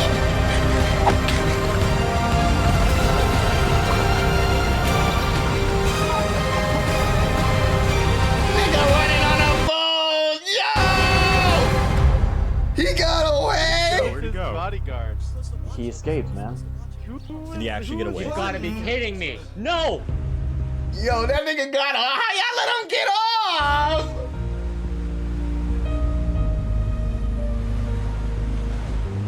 He gotta prove it now. You killed our leaders. You destroyed our island. Murderer. Guilty on all counts. Disgrace to all of the island. Saps, why did you do this? Crazy because he ain't even do it, man. They framing my goal. Saps, you just want to be left alone, man. That's all. Nobody securing the perimeter is crazy. I'm not gonna lie. Letting that nigga just walk out on his own is hilarious.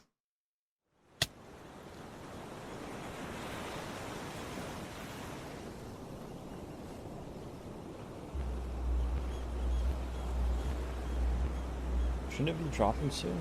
Yeah, I think so.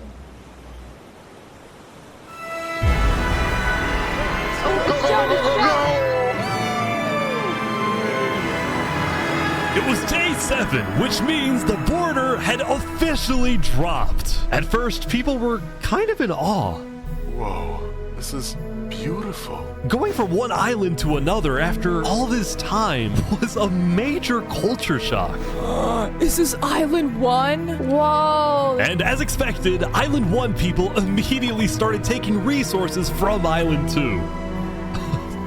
They're taking the sheep. But the flow of resources wasn't all in one direction.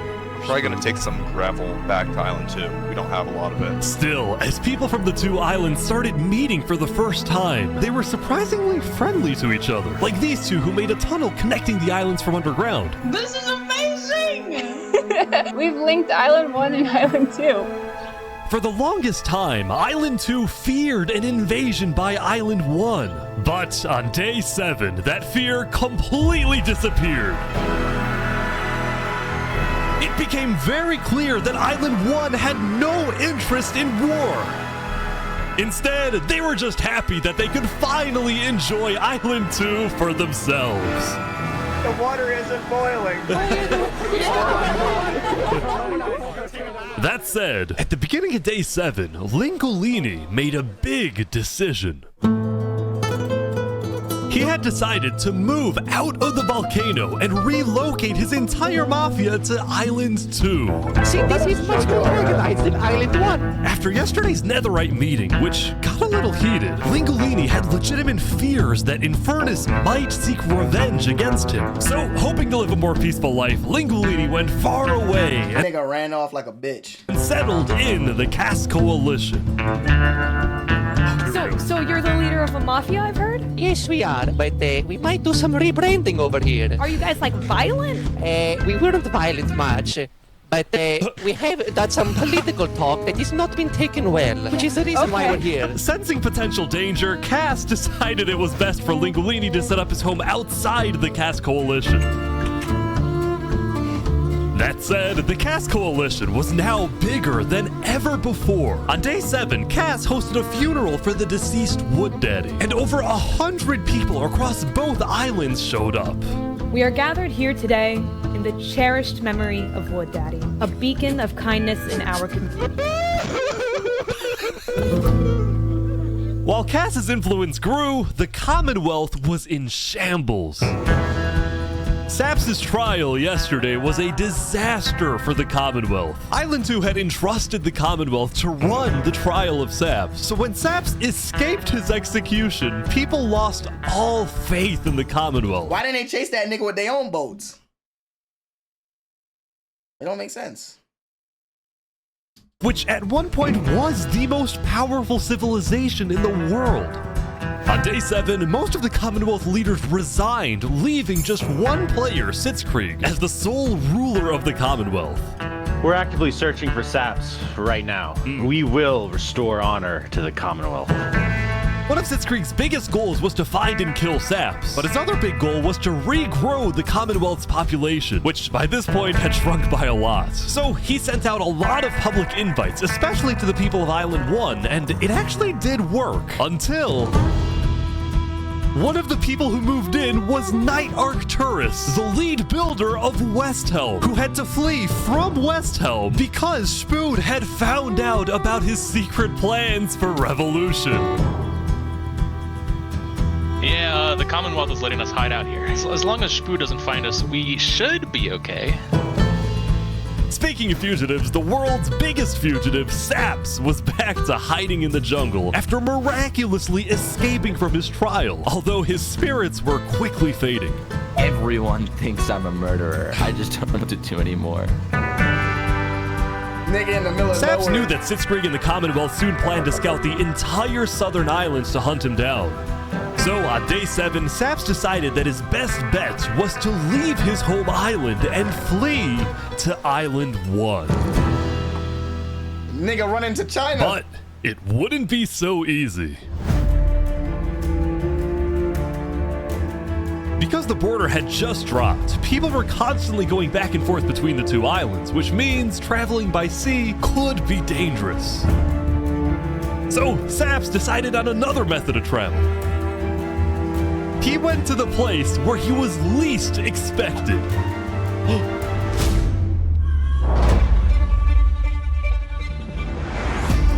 He's trying to use the bridge. Is this nigga really? No way.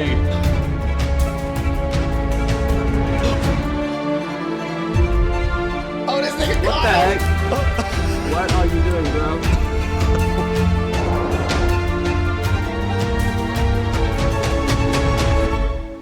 Island 1. Now, instead of chasing Saps, the Luminara builders instead retreated to inform everyone else that Saps was on his way to Island 1. Saps, meanwhile, quickly sailed the rest of the way to the other island, although what happened next was unexpected. Oh, there he is. Hey, buddy. Whoa. You scared the crap out of me. Am I allowed to touch this water? Yeah, right. Yeah, you know, it's good here. On the south side of the island, it's safe. It turns out earlier, Saps had reached out to a bunch of people on Island 1, offering them 2 stacks of diamonds if they give him a safe place to hide. And what's up, Smiley? Okay. Paying off the bribe to get into the other country. Okay, out word. of all people to accept his offer, it was Turntap, the leader of the Covenant, the most feared and militaristic civilization on Island 1. Money going talk. I ran Nigga, across nigga said, how was the trip? You good? You hungry? the giant bridge that Luminara is building, and like all of Luminara was there. When Saps and Turtap finally arrived at the Covenant, Turtap immediately distributed Saps' diamonds to the Covenant army. But then, in a surprising move, he sent them out on a secret mission. Turtap had sent the Covenant hit squad to Island 2, but not to accomplish a goal for the Covenant per se, but actually upon the request of Infernus. Lingualini betrayed us, humiliated us. He ruined our sacred land. Yesterday, Lingualini had opened up the volcano for Yo, who is this girl? Yo, why is she trying to slime that nigga? the right mind. And as such, people from all across She put a hit on that nigga? Island 1 had started mining in the volcano. And even though Lingualini had now moved out of the volcano, Seneca felt that since people were already mining, she had no choice but to let them stay. She was not happy about what Lingualini had done, and Seneca wanted revenge. Oh! They're killing the entire mafia. Another one down, baby! Oh my god. Now, the reason the Covenant was willing to do Seneca's bidding wasn't just because she let them mine for netherite before anyone else, but because as a civilization that values honor and loyalty, the Covenant didn't appreciate how Lingualini so publicly betrayed Infernus. They found him. GG's. Hey, you don't ever talk about diplomacy. They packed this nigga up like Pablo Escobar. Yo! Let me know. They had this nigga hiding in the trenches like that. They caught this nigga in the pits.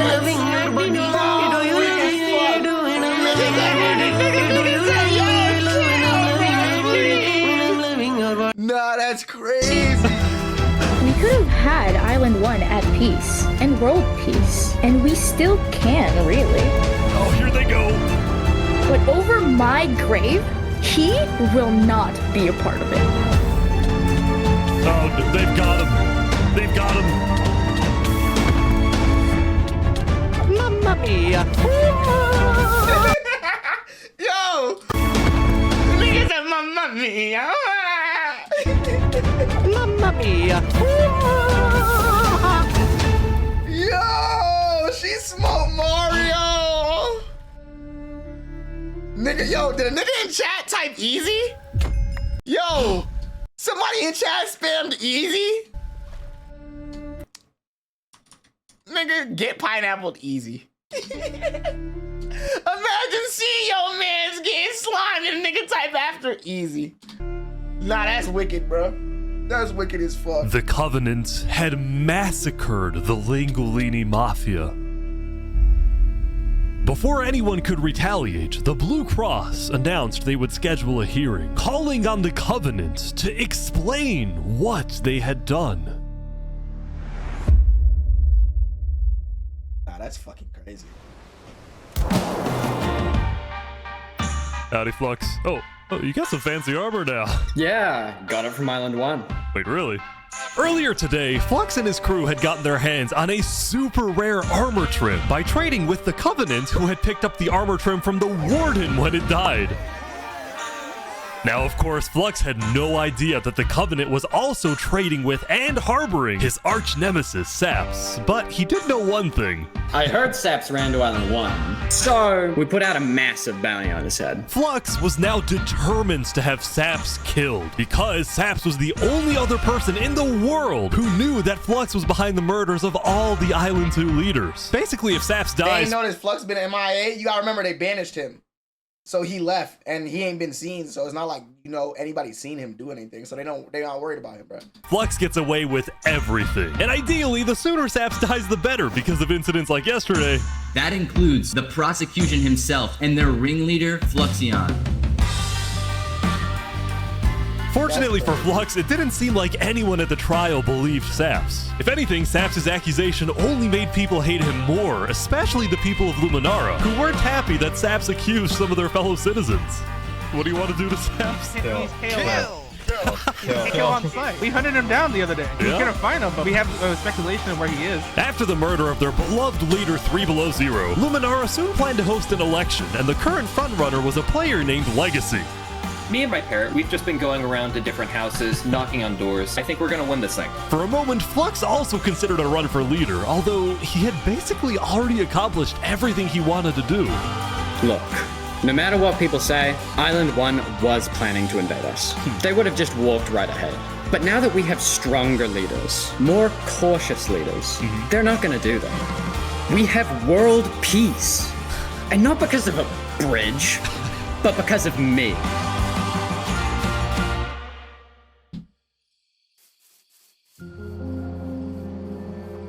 Since the beginning, Flux's philosophy was simple. You can never show kindness to your enemy if your enemy wishes to destroy you. If you build a bridge, they'll use it to invade you. If you offer them aid, they'll use it to kill you. This is why Flux believed it was necessary to eliminate the Island 2 leaders who wished to be kind. But the cost of their deaths was devastating. The people of Tricolor still mourned Jofiel, building a massive statue to honor their deceased leader. They built a We've just statue been trying to for that focus on restabilizing our nation. Obviously, the passing of Jofiel hit us pretty hard. Meanwhile, the people of Aperion had elected a new leader, but Aperion was never quite the same after the death of Alkaline Elk. The people of the Commonwealth were also in shambles, having a much smaller civilization than they started with. And even though there was some peace on Island 2, people didn't feel a sense of calm, but instead a sense of unease and revenge. They needed closure, and they were determined to kill the person who they believed murdered the leaders they loved. Saps knew that it was only a matter of time before someone hunts him down, or someone in the Covenant betrays him to collect the massive bounty on his head. So Saps made a last-ditch effort to try and get a strong ally for his cause. He asked TurnTap to take him to the largest nation on Island 1.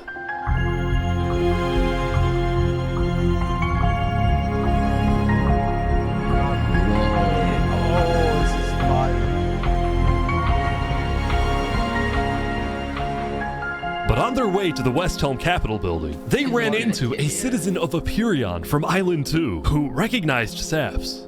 Oh, hey.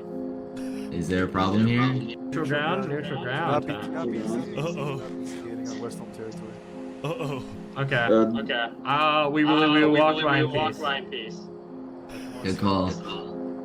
Saps and his crew then entered the Capitol. Can I speak to the glorious leader of West Helm, please? Yeah, I'll go grab him. The fuck is this, an office? Yeah, I'll go get him. Hello.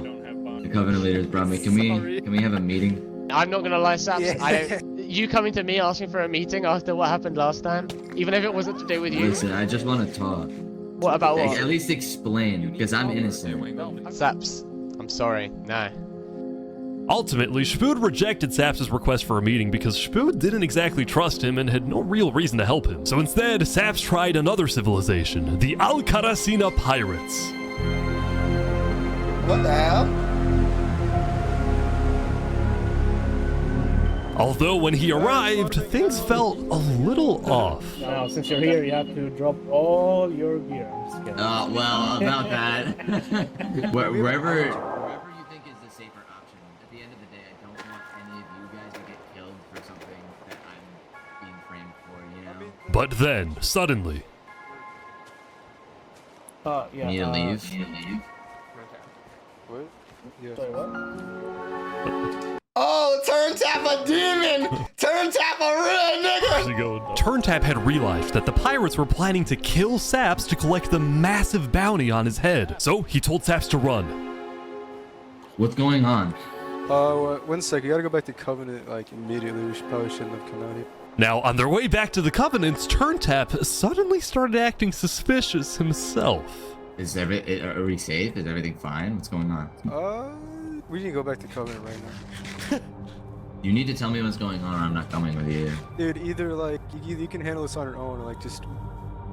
Here, I'll explain to you on a sec. Just come on. Listen, it's hard to trust people right now, so I'm putting a lot of They trying to slide my nigga, dog. This is so suspicious. As Saps ran, he pondered his choices. Either he puts his life in the hands of ScumTk, who may be wanting to kill him and collect the bounty for himself, or he runs away.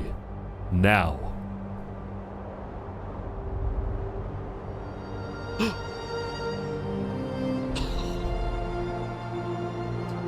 Wanna play Val? Right now?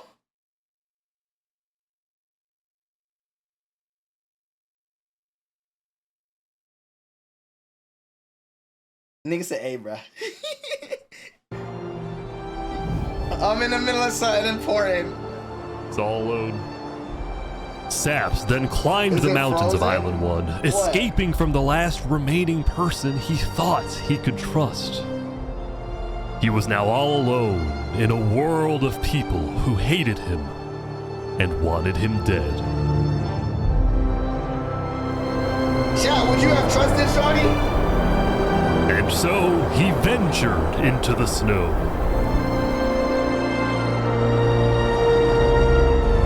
And started collecting blocks. No. Saps, what are you doing? I can't trust anybody. Flux won. He completely won. There's just no point anymore.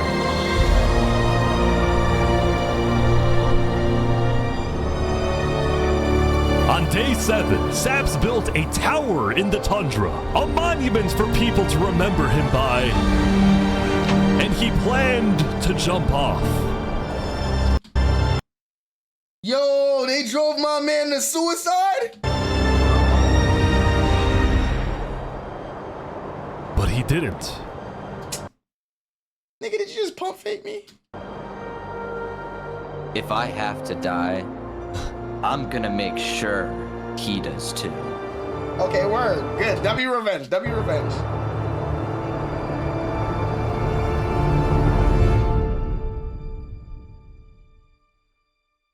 Day 8. Like 780 people alive? What that mean? Welcome everyone! 220 people died? Today, we have 2 new prisoners who will fight Excuse me? to the death. Rinit, you are charged with the attempted murder of several innocent West Helm farmers.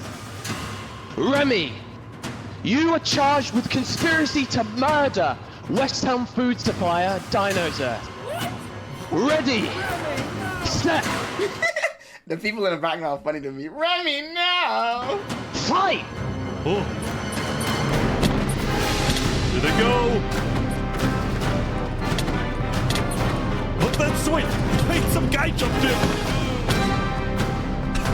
The heck?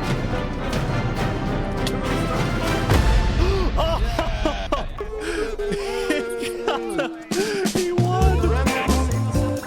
Remy the Rat had won his duel in the Coliseum, and all of his crimes, including the murder of dinosaurs, were expunged from his record by Emperor Spood himself. He was now a legend, and his restaurant became more popular than ever before. He put his head on the floor. Now, it's been a busy few days for Emperor Spood. He was always working on different things. Have you seen our aqueducts? Show me your aqueducts, Spood. Look at it behind you! Look at it! So what's the use of this? I don't really know. What is the point of anything? We just build. We have too many builders, not enough ideas. Now, while Spood was an effective leader, he did have to constantly watch his back for assassins. You know, I've thwarted like 5 assassination attempts, and guess what? I've just found out about another. No way. Spood's entire reign began with him almost being killed, so he was always extra careful and sensitive about where he went and who he associated with. It's also why Spood was particularly angry when he found out that one of the people who planned to kill him was his own lead builder, Knight Arcturus.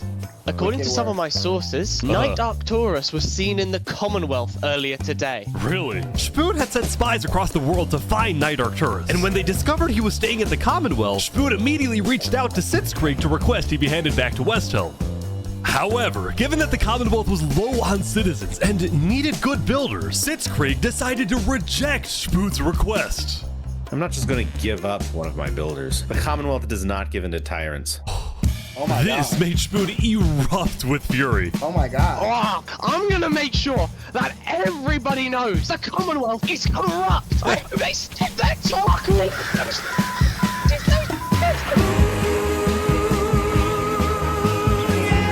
So Spood went around telling everyone about how much he hates the Commonwealth. This whole situation became a massive drama, and it actually got to the point where the rest of Island 2 was getting annoyed with the Commonwealth. I don't get why the Commonwealth doesn't just hand him over. We don't need a war with West Helm. Unlike the Commonwealth, Cass had a big population and she didn't care about losing citizens who were troublemakers. For example, earlier, one of her citizens, Addison27, had gone to Tricolor. A black man? Dug into Jophiel's grave and had stolen Jophiel's head. Can I wear this? Hey, Cass, I brought you a trophy. But instead of protecting him, Cass immediately banished Addison from the Cass Coalition and alerted Tricolor of his location, causing Addison to flee Island 2. It was this kind of no-nonsense leadership that earned Cass a lot of respect from not only her citizens, but other Island 2 nations who were now much more willing to ally with Cass than with the Commonwealth. The very existence of the Cass Coalition also provided a sense of security to smaller groups, like this new nation who are mostly cheese merchants and call themselves the Conquistadors. This is the way of cheese. They even got Latinos? Para el queso! Since the border dropped yesterday, the economies of most Island 2 nations were prospering, with heavy amounts of trade and tourism between islands. Meanwhile, in Barbie Land... Ish. I have news. What? I'm marrying Oppenheimer. What? On day 8, the player Oppenheimer had marched into Barbie Land, but instead of destroying it with a nuke, he apparently liked it so much that he proposed to their leader. Okay. Ish, consider this your invitation to the Barbenheimer wedding. Thank you. In Luminara, meanwhile, the citizens were inventing new technologies. This is the power switch. It's 16 furnaces working together simultaneously, and it has a bunch of hopper minecarts on the inside distributing everything. As much as Luminara was finally starting to live up to its name as the light of Island 2, little did its citizens know among them was quietly living the world's most deadly group of terrorists. I'm thinking of running in the election tomorrow. Oh yeah? Legacy's pretty popular, but I'm not worried. While it seemed like each of the Island 2 nations had their own separate goals, they were all still united under one mission: to find and kill Saps. In fact, by day 8, Luminara had told all the other nations that Saps had fled to Island 1, and some nations were already preparing to send out hit squads later today. Damn. But Island 1, meanwhile, was currently dealing with a whole other political drama, the murder of Lingolini. I cannot conceive how we are being this civil about this. They came in, they found him in the hole, they drowned him in lava. This player, Vietnam, was one of the few remaining survivors in the Lingolini Mafia. Vietnam had escaped the Covenant's attack and wanted to get revenge against the Covenant, but was finding it surprisingly difficult to gather support. See, while the Blue Cross condemned the Covenant, nobody was brave enough to declare war on them. People feared the Covenant and its army, which is why Seneca secretly asked them to do the deed instead of doing it herself. If people knew that she was behind the attack, she would be in big trouble. But for now, nobody would face any consequences for the massacre of the Lingolini Mafia. Damn, Mushroom Kingdom? Going back to West Helm, on day 8, Emperor Spood was really only thinking about one thing: how to get revenge against Knight Arcturus. After the Commonwealth rejected Spood's extradition request, Spood's initial reaction was to begin preparing for war. But what made him think twice was his belief that the Commonwealth was a massive nation with probably a big army. Spood also knew that declaring war could risk the entirety of Island 2 coming to the Commonwealth's defense, and maybe launching a counterattack on West Helm. So, Spood decided to change strategies. He instead decided to try and bait the Commonwealth. See if he can make them angry enough to do something rash. Something bad enough that would allow Spood to then declare war and have everyone's support. And Spood knew exactly how to make the Commonwealth angry. He invited back to the West Helm capital the one person he knew the Commonwealth hated the most. Can we make a deal? We're Sap? running out of time. Saps is back. And Turntap's here too for some reason. This is interesting. Because the Covenant had brought Saps to West Helm yesterday, Spood had specifically asked Turntap to protect Saps and escort him to West Helm once again. While Saps didn't fully trust TurnTap, or Spood for that matter, he knew that a meeting with Spood was a massive opportunity, and it was worth the risk. Hey you can turn the sun away, paint the moon in blood. If we can do what we do best, we're nocturnal light. Saps, you are the person that, to my knowledge, murdered all those people on Island 1. Island 2, sorry. It was not me. There is a person on Island 2 that is behind all of the assassinations and the corruption. His name is Flexion. Emperor Spood was having trouble believing Saps, but he went along with it for now. Well, it seems like we both have gripes with Island 2. Spood then proceeded to tell Saps and the Covenant about his feud with the Commonwealth, and how he needed Island 1's support in case a war breaks out. There was just one problem. The Blue Cross Alliance was as good as dead. Infernus had basically left the Alliance after the last meeting, and the Covenant had stopped responding to the Blue Cross because of the Linguini situation. So Spood decided to take things into his own hands and individually call the big 4 nations of Island 1 for a meeting. And he wanted Saps to be there so he could tell the leaders about corruption on Island 2. Okay. Now, because of Saps' reputation, Seneca and Benji were hesitant. But as long as the meeting was in a wide open area without a roof, they decided they would go. Oh, so you turned the sun away. How could you be so cruel? Ooh, hey. You wrapped the moon in ice. That's not nice. Not nice. To begin the meeting, Spood first had Saps tell his story. I've been put on trial and sentenced to death for a crime I did not commit. Spood's goal with this meeting was to convince all the leaders that Island 2 was a threat to Island 1. One of my right-hand men was murdered in cold blood by someone in association with the Commonwealth. It's one of the many injustices I've heard about on Island 2, and I want justice. Then, TurnTap of the Covenant made his own statement. A few days ago, Covenant was approached by Luminara to speak of a potential trade agreement. Legacy AN approached me in regards to Flexion, the guy who Saps is claiming killed everyone, which I do believe. Whoa.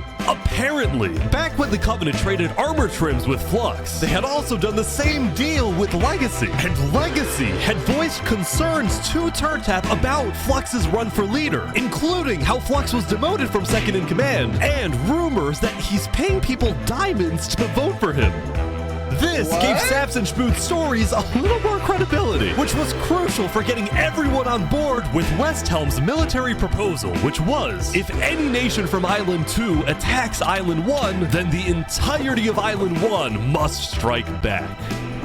If all leaders are in agreement to this, please say aye. Aye. Aye. Aye. Good. This is for us a problem. Benji was hesitant to join any military alliance because Elysium was the nation of peace, and he knew that his people were opposed to any changes that threatened their peaceful lifestyle. Council might not agree. Do you believe if Saps was at the council meeting, would he potentially have the chance to convince them after telling his story? I think he might. As long as Saps agrees, it's up to you. I mean, yeah.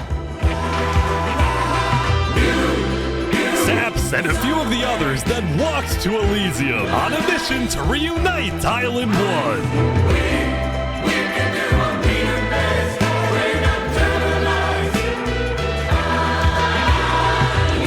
I've been framed for the mass assassination of Island 2 leaders by Flexion and his conspirator.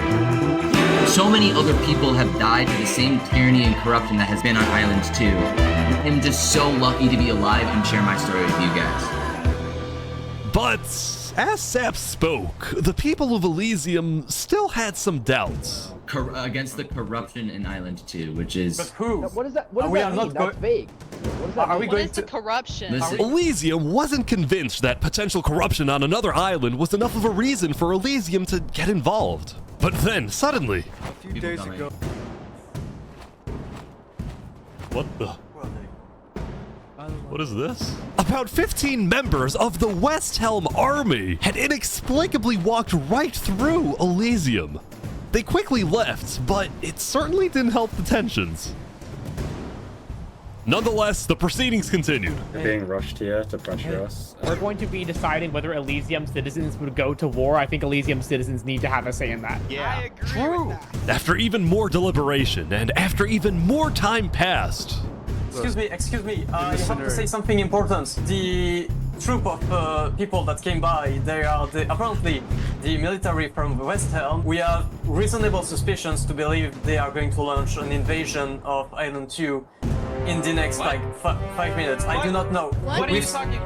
Emperor Spood had grown impatient. After Spider informed him that progress was stalling, Spood had decided to send a squadron of the West Helm army into the Commonwealth's territory to find and arrest Night Arcturus.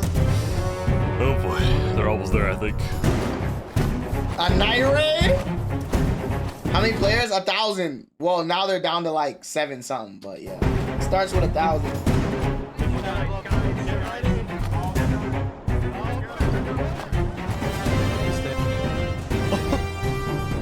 Hello, Ben. We are here peacefully. We're simply looking for a man by the name of Knight_Arcturus. Alright. We don't have him. We do not know where he's at. We have not seen him, nor have we heard from him. We don't have him. Where are they going? Is that it? With their first plan failing, West Yes, I Helm will. went to plan B. Shield wall, shield wall. What the? What's happening, guys? They're forming a shield wall. They're forming a shield wall outside. Everyone leave. We're getting out of here. Yeah. Everyone bail, bail. The West Helm squadron had successfully intimidated the Commonwealth leadership into fleeing their own nation. West Helm then went around searching every house, every mine, every crevice of the Commonwealth. But ultimately, Night Arcturus was nowhere to be found. Niggas pussy? Yeah, that's what I'm saying. How you run out your own nation? Meanwhile, at the Cast TK, Coalition... what type of leader would you be if you was in this game? I'm telling you right now, I more than likely would have been Flexion. But I would have been I had my own country by now. Hey. What's up, Glock? Can I run something by you real quick? Yeah. You know how everyone's trying to kill Saps because of what he did? And then during his trial, he was all like, Luminara was behind this. Luminara built the trap. The leadership in Luminara helped me build the meeting area. That includes the prosecution himself, Thomas 5200, and their ringleader, Fluxion. So, I was sailing past Saps' place a few days ago. God, this dude is digging. For what? Oh. You see that? You see that guy? Yeah. Isn't that Flux? Yeah, kind of looks like him, yeah. What's he doing at Saps' place? And why is he gathering blocks? You go to show Cass. Got that nigga caught up. What do you think? Interesting.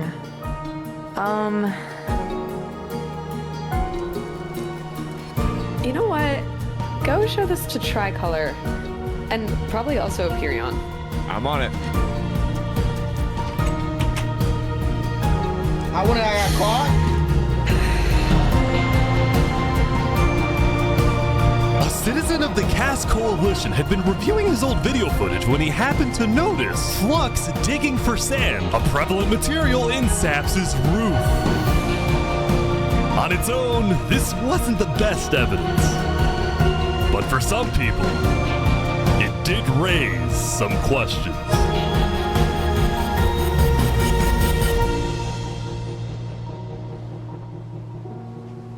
Didn't she send Flux to do the hit? I don't know.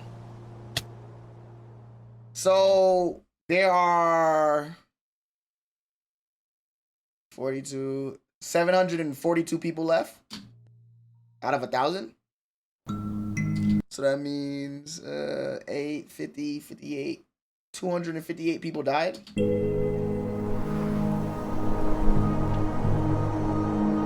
Yesterday, Saps had spent the day getting brought into meetings with the most important people on Island 1, and he didn't really know what to make of this.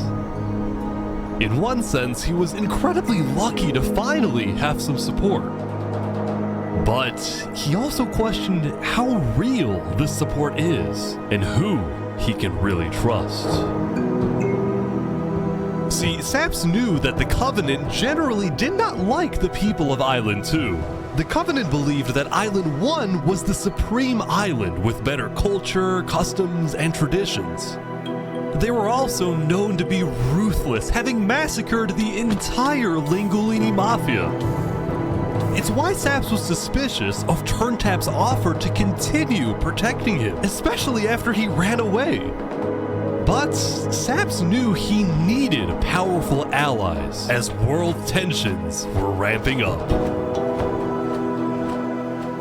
When Spoon invaded the Commonwealth yesterday, he got a lot of criticism, mostly from his own neighbors, who were blindsided by the move. Spoon could have dragged all my people into war. Elysium is a nation of peace. Like that, any hope for a Big Four alliance was basically dead, especially since the other nations were now dealing with problems of their own.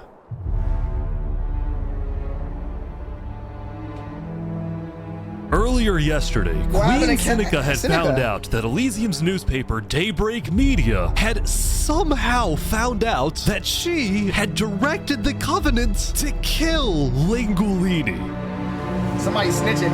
This is why Seneca was so quiet yesterday during the Island 1 snow meeting. She knew this story would be coming out, and she was trying to figure out how she would respond. And on day 9, she made her decision. To dissuade people from invading Infernus, she would show strength by doubling down and hold a joint ceremony with the Covenant, parading around Lingolini's head.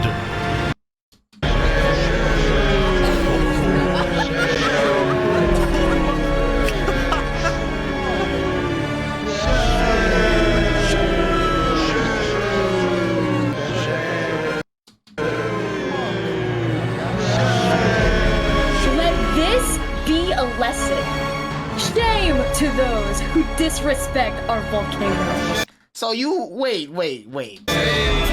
So she a flat earther?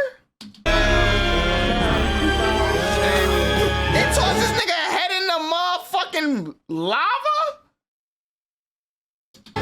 So a cult leader? Yeah, she's basically a religious cult. Meanwhile, on the other side of the island, the Blue Cross was hosting a meeting. Vietnam, I'm getting word that Infernus is having a ceremony to burn the head of Mario. If I can't get his head back, then it's war. I will put my hands around each and every one. The leaders and representatives then decided that Infernus needed to be punished, and they started discussing whether or not to declare war. But then, not even a minute into the discussion... If everyone is against them, then we are not going to... Benji's dead! Benji's dead! What? Benji, the leader of Elysium, had suddenly died. And before anyone could even ask about what happened, a member of Daybreak Media made a shocking revelation. We know that Benji had been one of the people who made the call to kill Lingolini. What? Apparently, Benji had admitted to Daybreak Media that he, alongside Infernus, had approved the killing of Lingolini. At the time, Benji believed that killing Lingolini would finally resolve the conflict over the volcano and bring peace to the island. But he ended up seriously regretting this decision, so he told Daybreak Media everything, exposed Infernus, and then ended his life. I can respect it. I can respect it. Now, because Benji had repented, the Blue Cross Conference decided not to punish Elysium and instead focused on Infernus. I don't know about war. Maybe a trial? Give Infernus a chance to tell their side.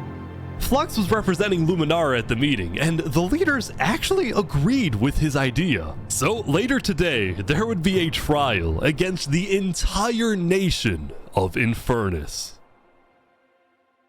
Now, when the meeting came to an end, Flux was approached by a few guards from Tricolor.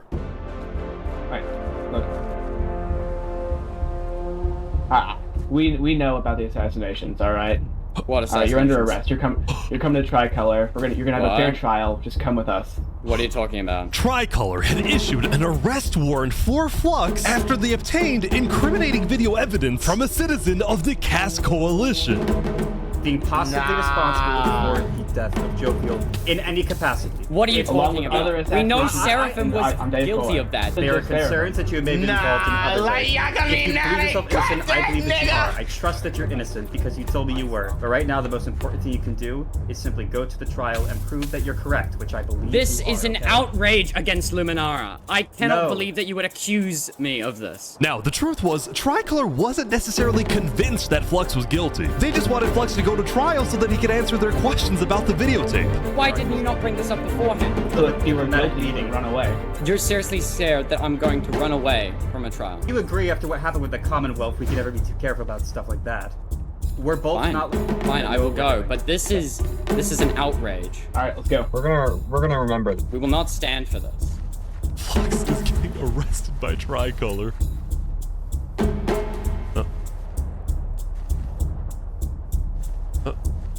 He's like stopping every few seconds. People stop, don't worry about it. The group then passed through Elysium and were about to sail off to Island 2 until...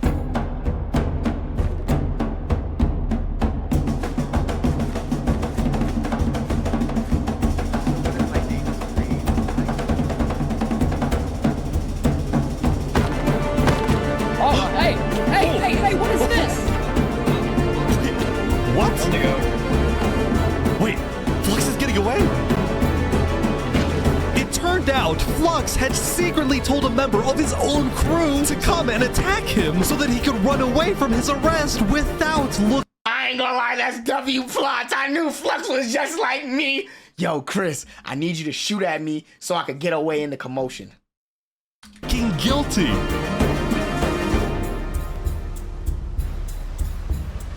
When Flux returned to Luminara, his whole world had flipped upside down. He believed he had covered all his tracks, that he had gotten away with everything. But for now, he had to remain calm and decide on his next move. Legacy. Yeah? We've just been informed that you have ties to the Covenant, and they're working with Saps the Traitor. So the problem is, we're afraid you're a national security threat. You have two choices right now. You either drop out of the election this instant, or we can do this the hard way. Oh, that's tough. Alright. By forcing Legacy to drop out of the election, Flux had automatically become the leader of Luminara. Would Sap be your age? No. Which means if Tricolor still wanted to arrest him, they wouldn't be able to just walk ahead and take him. They would have to invade Luminara itself.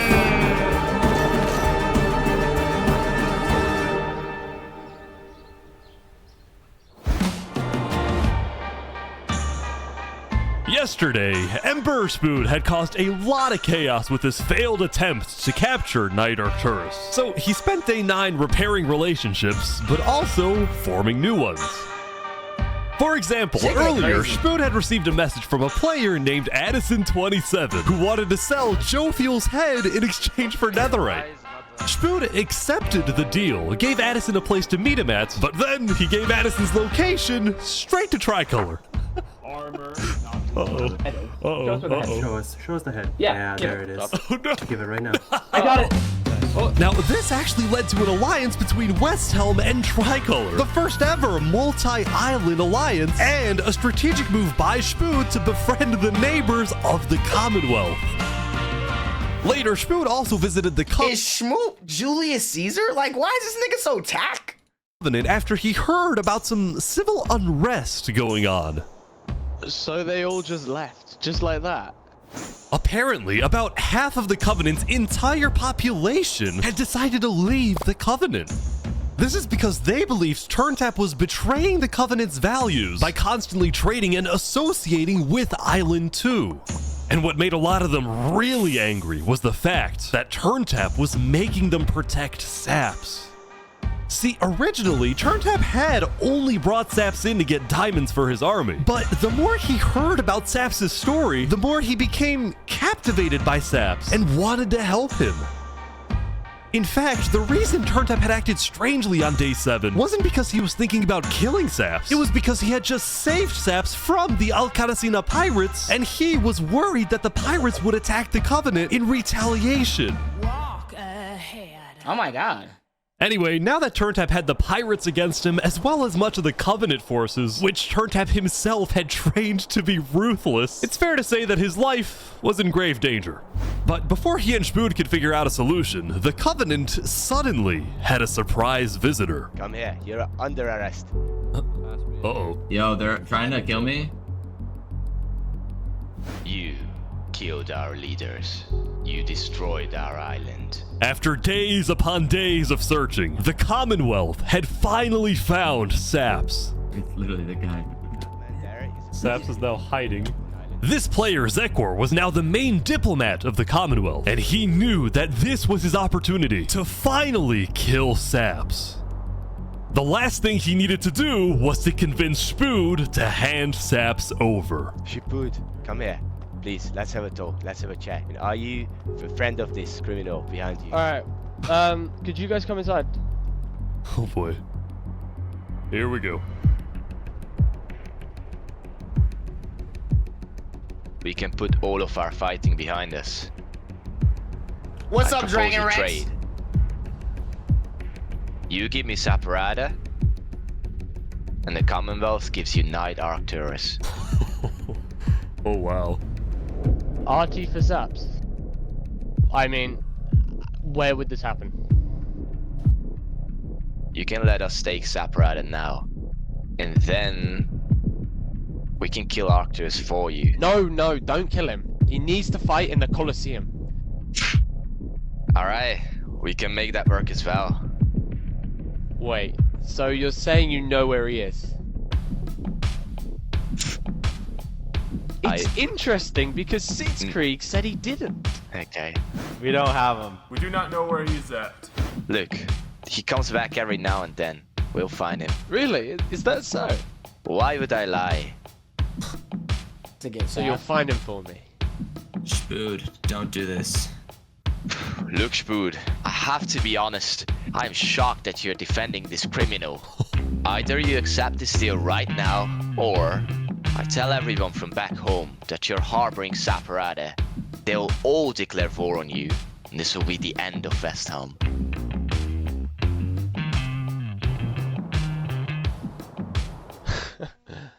So, just to make the terms of this deal very clear, because I want to be accurate, you expect me to give up an innocent man in exchange for a terrorist? Is that really your offer? He's not innocent.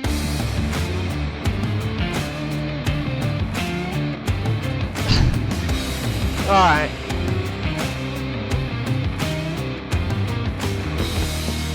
Get out. Now.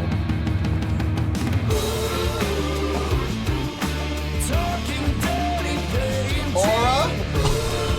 This is crazy.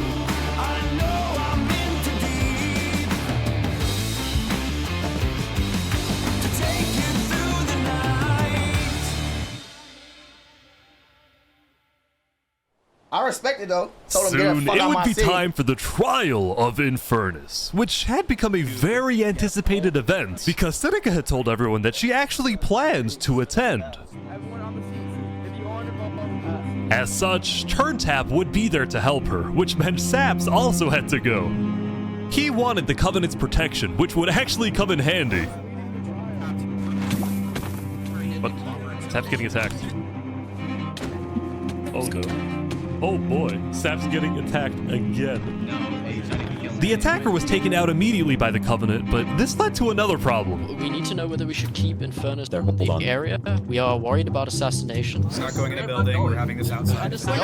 Seneca and the rest of Infernus had arrived, but were refusing to enter the courthouse because of safety concerns. Infernus is saying outside or nothing. They're not going in. And as expected, people were quickly becoming impatient. I have to stand here for 5 more minutes. I'm gonna pull all my hair out. Let's come inside. These people don't have the ability to come in this building. The trial hadn't even begun and things were already out of control. And then... Someone's setting up dripstone.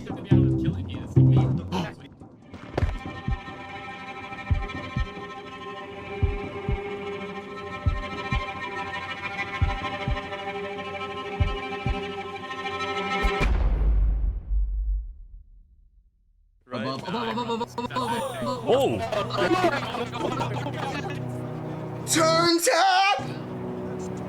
And like that, Turntap was dead, killed by two disgruntled former citizens of the Covenant who had come back for revenge. Run! They're trying to kill us. Burn us back to the castle. Queen Seneca directed her people and all the remaining Covenant forces, who were now leaderless, to retreat to the Infernus Castle. Stream for 10 hours. Are you even live still?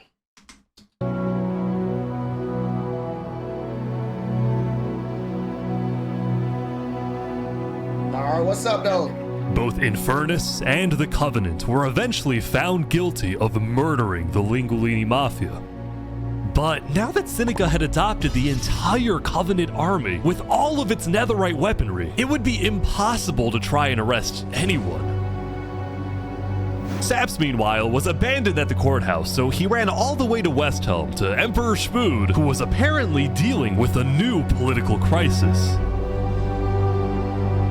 It appeared that Spood had finally made the Commonwealth mad because, according to a West Helm spy, it looked like the Commonwealth was preparing to go to war.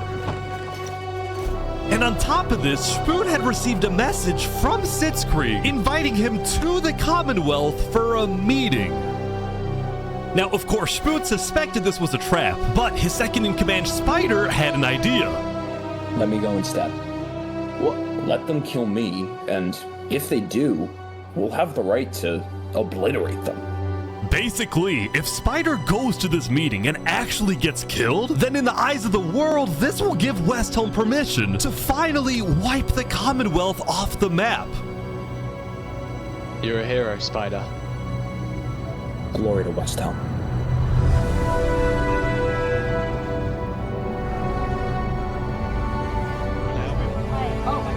These guys are all waiting for something to happen.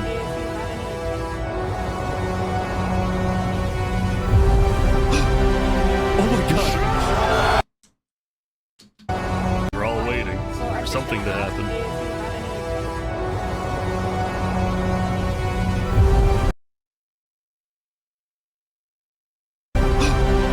Oh my god! This is it!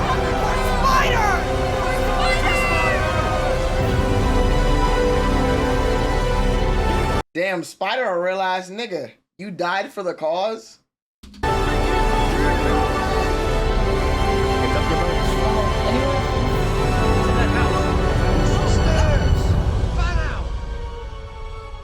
Wait, what? Where is everyone? The Commonwealth had been completely abandoned. See, after Zekor's meeting with Spood, Sitzkrieg had tried to rally all of Island 2 against West Helm, but not a single nation joined him. Damn. Throughout its days, the Commonwealth had faced chaos, infighting, global humiliation, and now Sitzkrieg was utterly defeated. So, as a final jab against West Helm, Sitzkrieg decided to kill Spider before dissolving the Commonwealth once and for all. Sitzkrieg and nigga put this nigga head on a spike. His remaining citizens then decided to pack up and relocate to the one place in the world that West Helm wouldn't be able to infiltrate.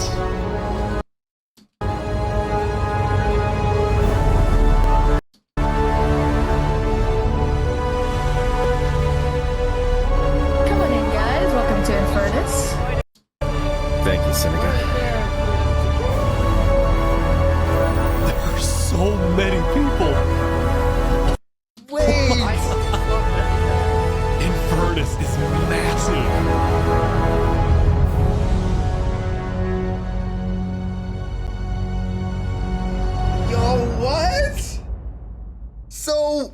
Seneca now controls the largest army in the world?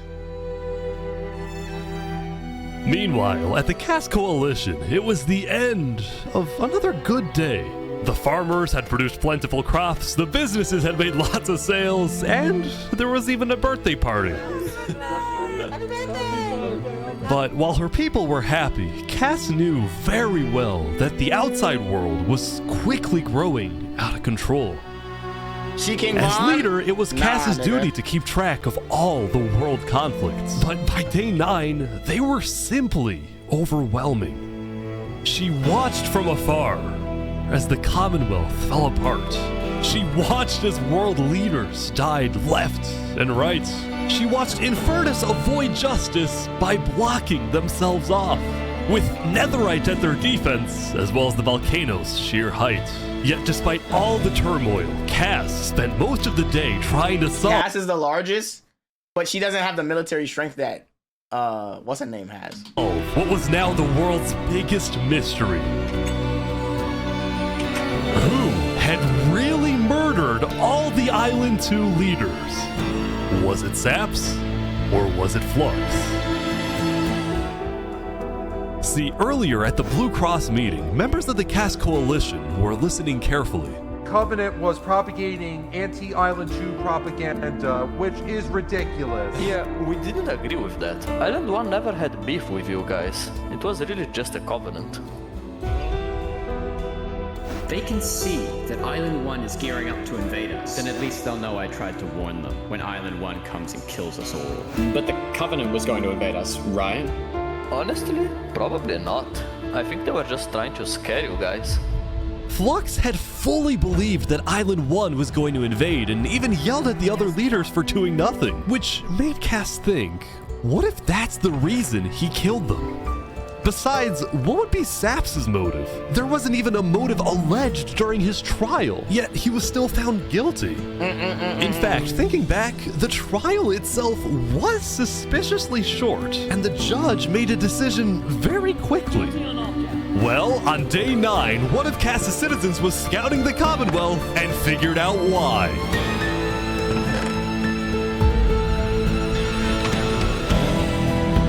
Flux had bribed the judge to ensure Saps was found guilty. When Cass discovered this, she immediately called for a meeting with local leaders. It's been Flux this whole time. I'm so mad. He needs to die. Of course he did. I ain't gonna lie, money buys you everything. That nigga was getting money though. I'd say this, but you have my permission to invade Luminara.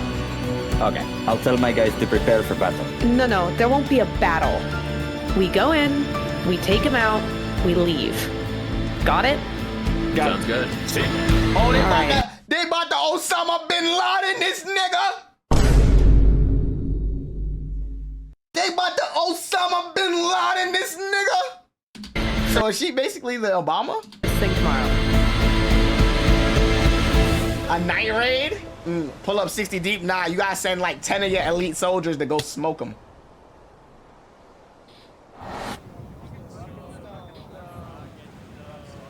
Welcome, everyone.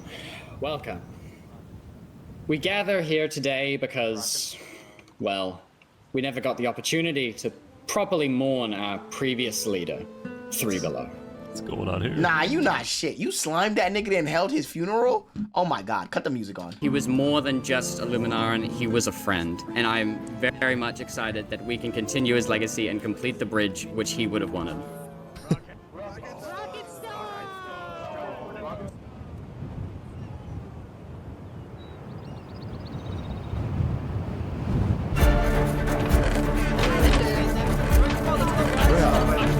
Nigga moving like Bishop and Jules. Niggas is grimy. And so, the Caste Coalition set off on their mission to kill Flux once and for all. On the way, Cass stopped at Empyreon to rally their people. We've found the person responsible for the multiple leader assassinations, including the assassination of your own president. Are we ready to fight for Luminara and for justice? The plan was simple. Empyreon would invade Luminara from the south, while the Caste Coalition approaches from the sea so that Flux can't escape.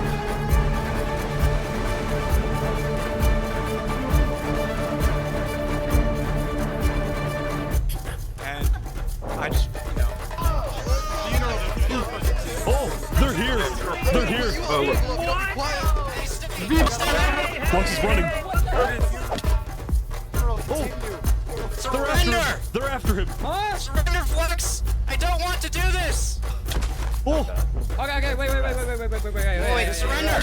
Okay, surrender. Surrender. I'm not He actually moving. stopped. Flux, you are under the arrest, killing Jag, Alki, members of Tricolor, and leader of Commonwealth. This is an outrage! And attempting my assassination. Hey, stop! Flux had stopped and surrendered, but there was a bit of confusion. He's entitled to a fair trial. Wait, I thought it was on side. Nigga said, wait, I thought we were smoking that nigga on sight. Going in, Cass had been under the impression that the people of Luminara wanted Flux to be overthrown, when in reality, most Luminarans knew nothing about his crimes. Don't hard speaking to a mass murderer right now. Don't let him get through the crowds, guys. Where's Legacy? Luminarans, do you want this man alive? Yeah, entitled to a fair trial. Oh, come on. All of a sudden, Cass wasn't sure about what to do. Until... Oh, he's running! He's running!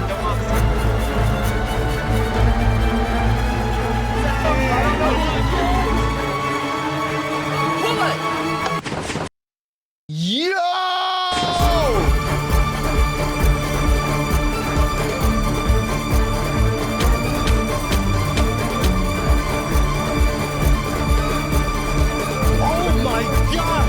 This nigga just got a 6-piece. He's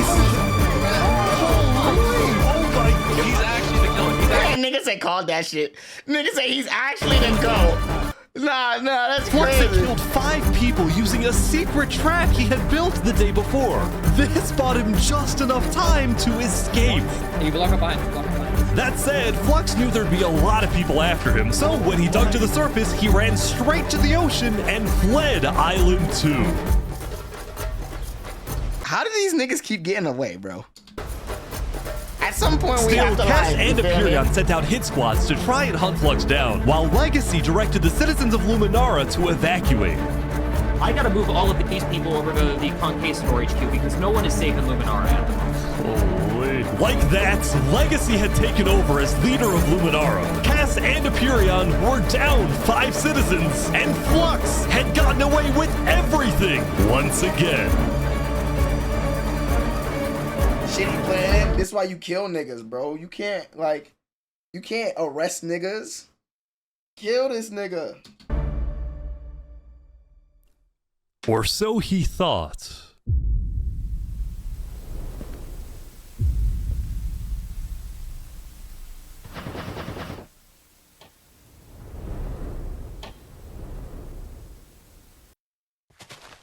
I am so confused on what's happening right Oh my god! Oh my god! Oh my god! Oh my god. Oh my god! When Flux's trap went off, the rest of the world had a lot of questions. Was that in Luminara? That was Flux? Wait, Flux killed those people? Yeah. What's going on in Barbie world? Yo, okay, hold the fucking phone. I get the plot's getting crazy, but what happened to Oppenheimer and Barbie? Did they get married? Nigga, that shit's Miami. They down there partying. The world going to shit. They out there doing LSD and partying and shit. Flux is really light. On day really 10, is. word began to spread about what had happened. That was Flux's trap? Yeah, Flux built that trap. Which made people think, was Flux behind the murders of the Island 2 leaders after all? Dude, I think Flux was behind everything.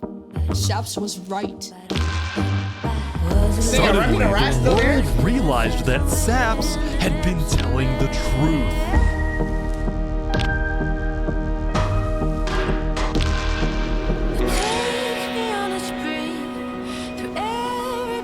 Hey, Saps, how do you feel?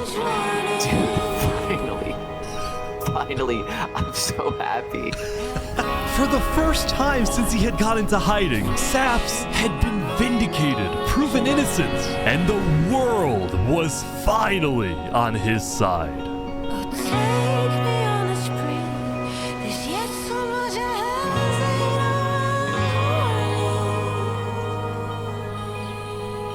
And now, instead of hunting for Saps, all of Island 2 was determined to find Flux.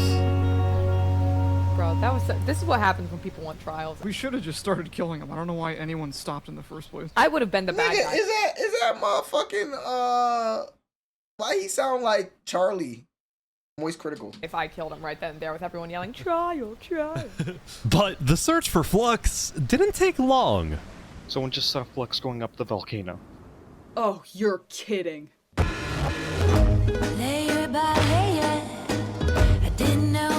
Nigga, you ran to fucking Seneca? Of course!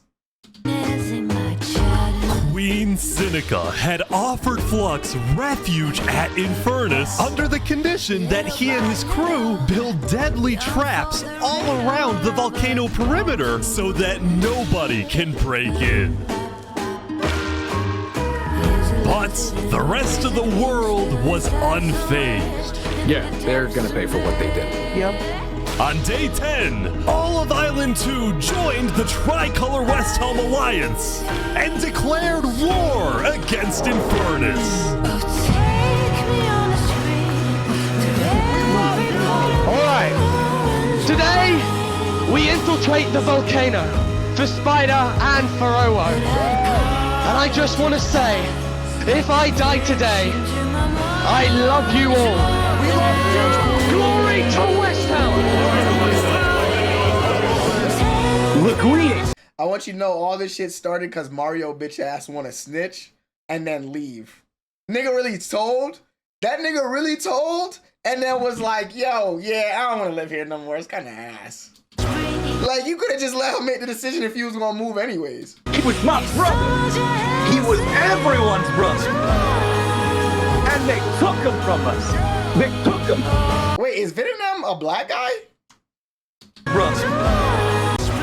He was my brother. He was everyone's brother. And they took him from us. They took him. Flux got away with murdering so many of our people and our leaders. Today, we get justice for our entire island.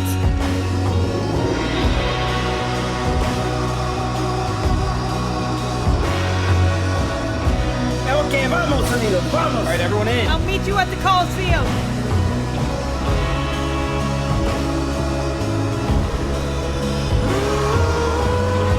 Let's go, let's go. Come on. All right, let's go, everyone.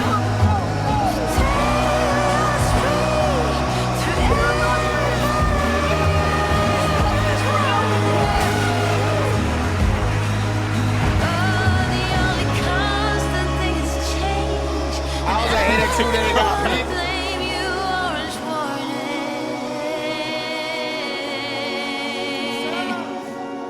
A few days ago, my home was turned into a death trap behind my back.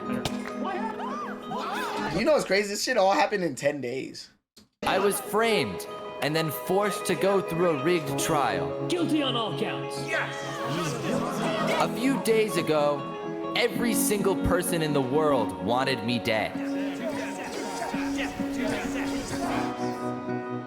But today, you all know the truth about who really killed our leaders and our friends. This is the most I've seen you locked in. It was a good script. We storm the volcano, and we get justice.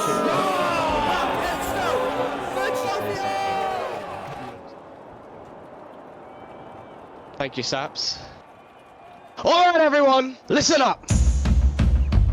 There's a lot of things to watch out for. There's gonna be lava, boiling water, dripstone traps, their entire army. They have the height advantage and netherite armor, but we have numbers. So let's stick together and let's win this thing. Come on! All right, here we go. Damn, hold on. But most of the Covenant, the best fighters in the shit, are with Seneca.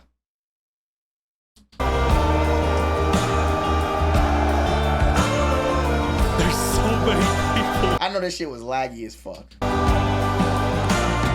make me all blind with your civil rights. You demand that I eternize your name. Walk ahead. Oh my God. I think there might be a problem. It's okay. You cover us in shame and I take the blame. Living by the rules to which high school blues. Walk ahead.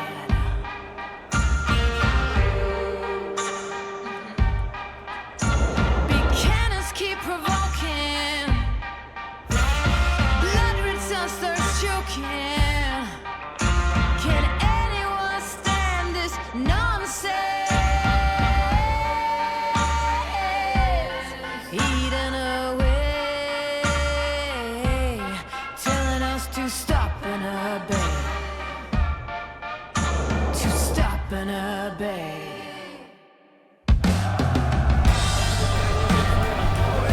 They're pouring water on the lava, but the water still burns.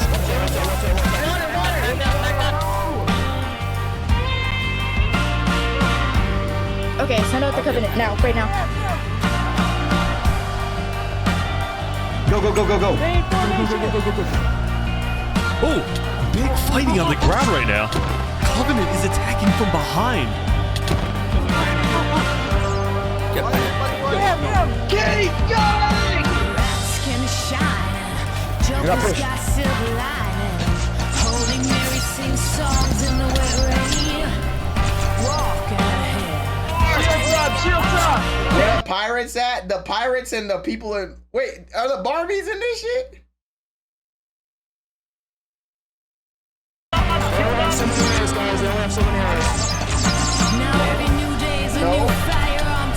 It's just chaos on the ground as well. It's the Covenant.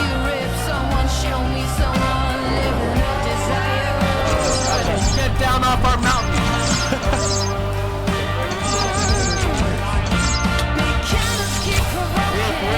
They got it, they got it. Everyone retreat, retreat, retreat.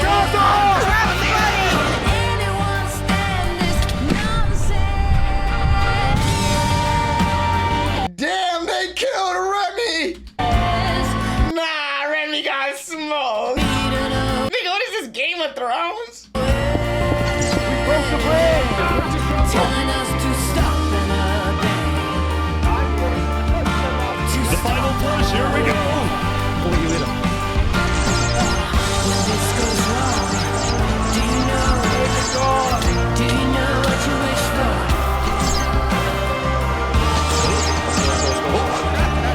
They're in.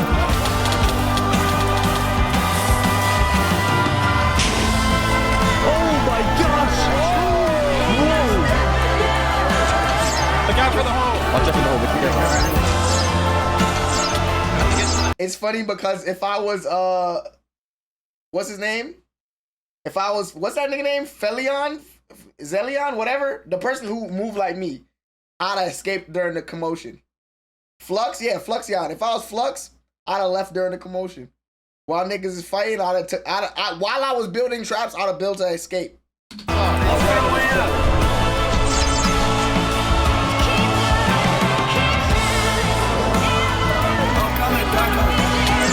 Nigga, I'd have had a hot air balloon at the top of the castle.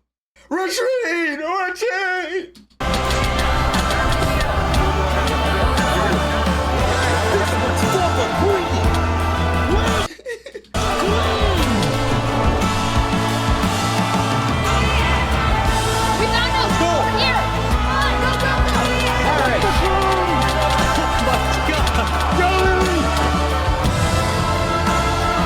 Damn, since Creek died.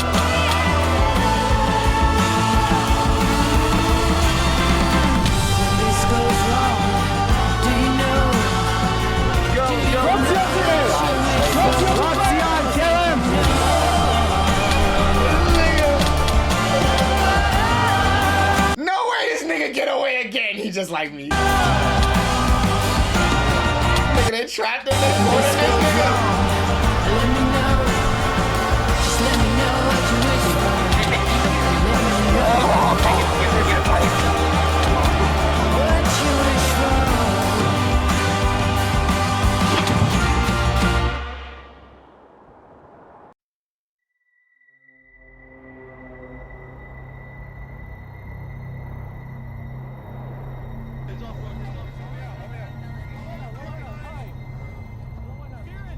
No way Flexion gets away.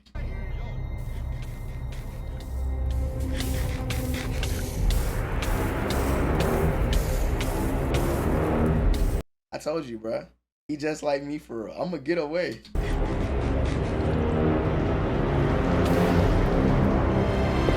No.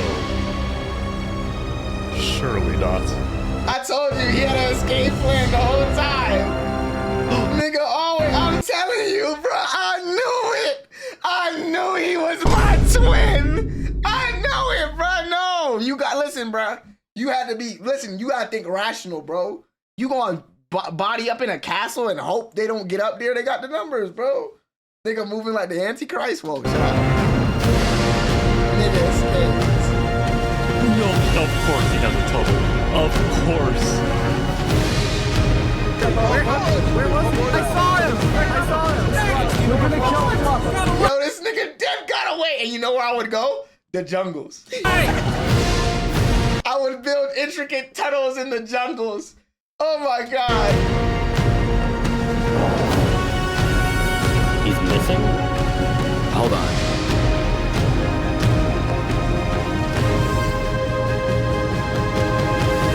And then his right hand man got away. Look at that shit.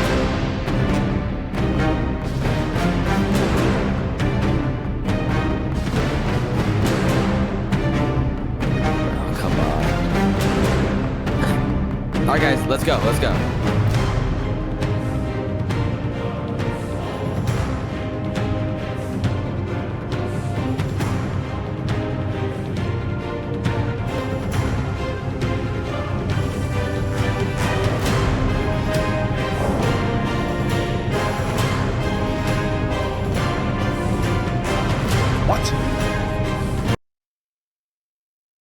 Saps versus Flux at the Coliseum. No way.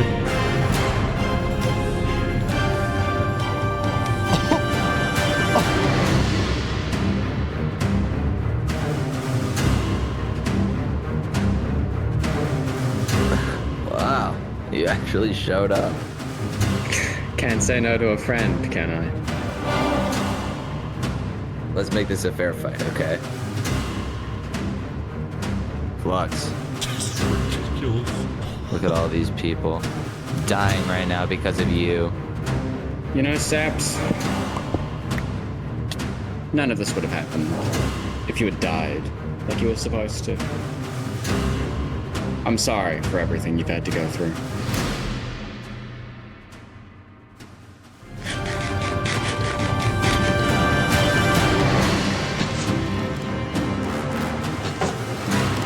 Is his homeboy up top jumping him?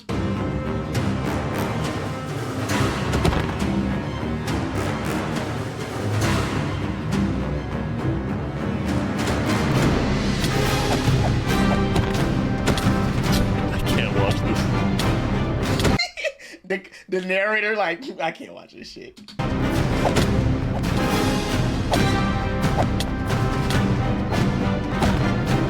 If they really wanted to make this real, they needed to add lynchings.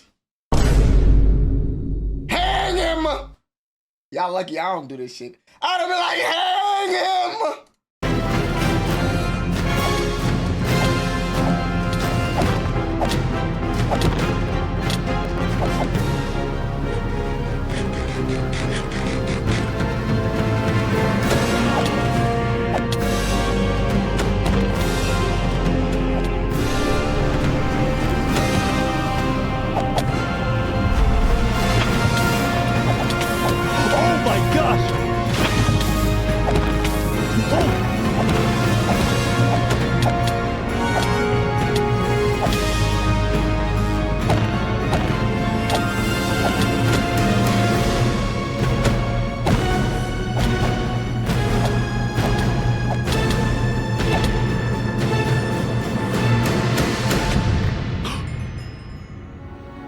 They died simultaneously? Fuck is this Naruto and Sasuke ass ending?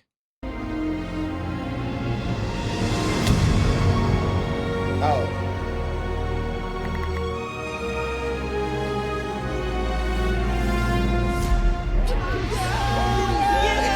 Why did nigga say Para del Queso? Oh my god. Good job, Saps. Good job. I have a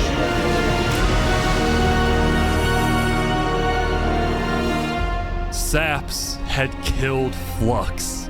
And with that, Flux's reign of terror was over. Ladies and gentlemen, we got him. Oh, his homeboy ran off?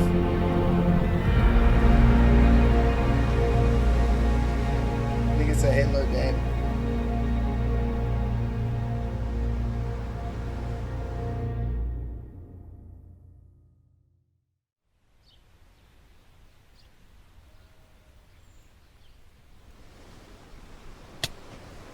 Damn. Nigga, there's like... There's 320 people left. 700 people died. Today, we gather to honor the lives lost. Oh, Cass, you still alive? In the Battle of Infernus. Since then, I think we haven't felt the same. I know I certainly don't. The Island 2 West Helm Alliance had defeated the Infernus forces. But winning had come at a high cost.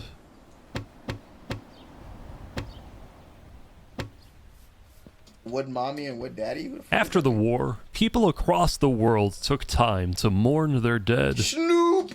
reflect upon the battle, and then, eventually, decide how to move on.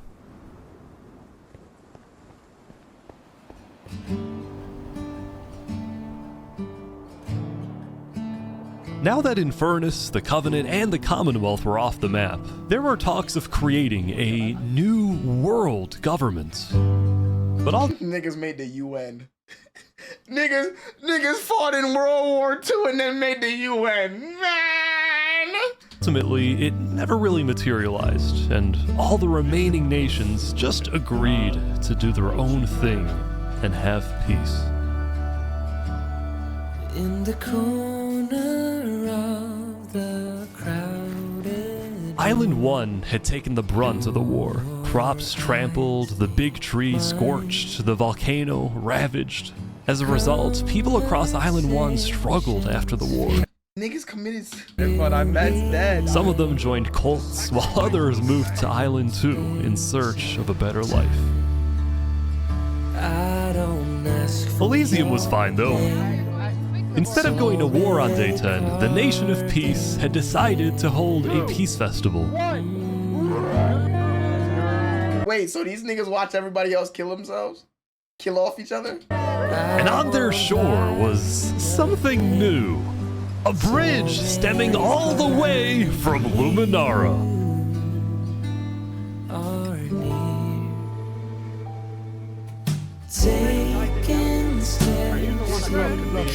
And so everybody lived on in peace, including Saps, who at long last had returned to Island 2. Am I strong enough? This brings back memories. Still, the world wasn't totally conflict-free. The Cass Coalition Bakery was yet to be exposed for causing the death of Wood Daddy. And Knight Arcturus was still in hiding, yet to be found by West Helm. It's a big world, so it's not a surprise that many stories like these may just never end. But I think there's some beauty in that. Do we all so slowly lose control as emotions overflow? Wait, what happened to them Nevermore niggas?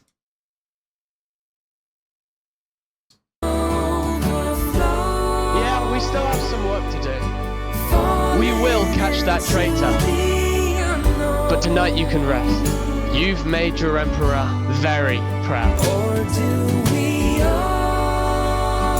Jury, you have heard all of the evidence. If you find Thomas 5200 guilty of aiding Fluxion with his reign of terror, jump now. Thomas, may you find mercy in the end, senor.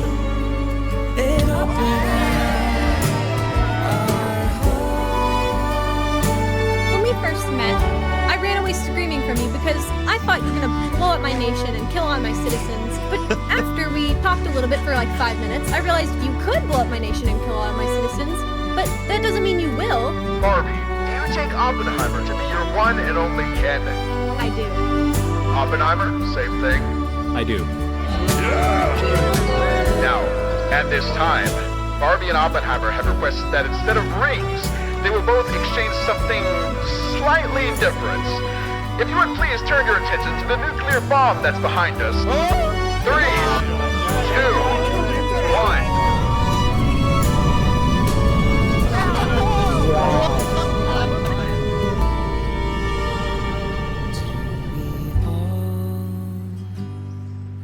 So slowly lose control as emotions overflow, falling into the unknown. Damn, you went back home.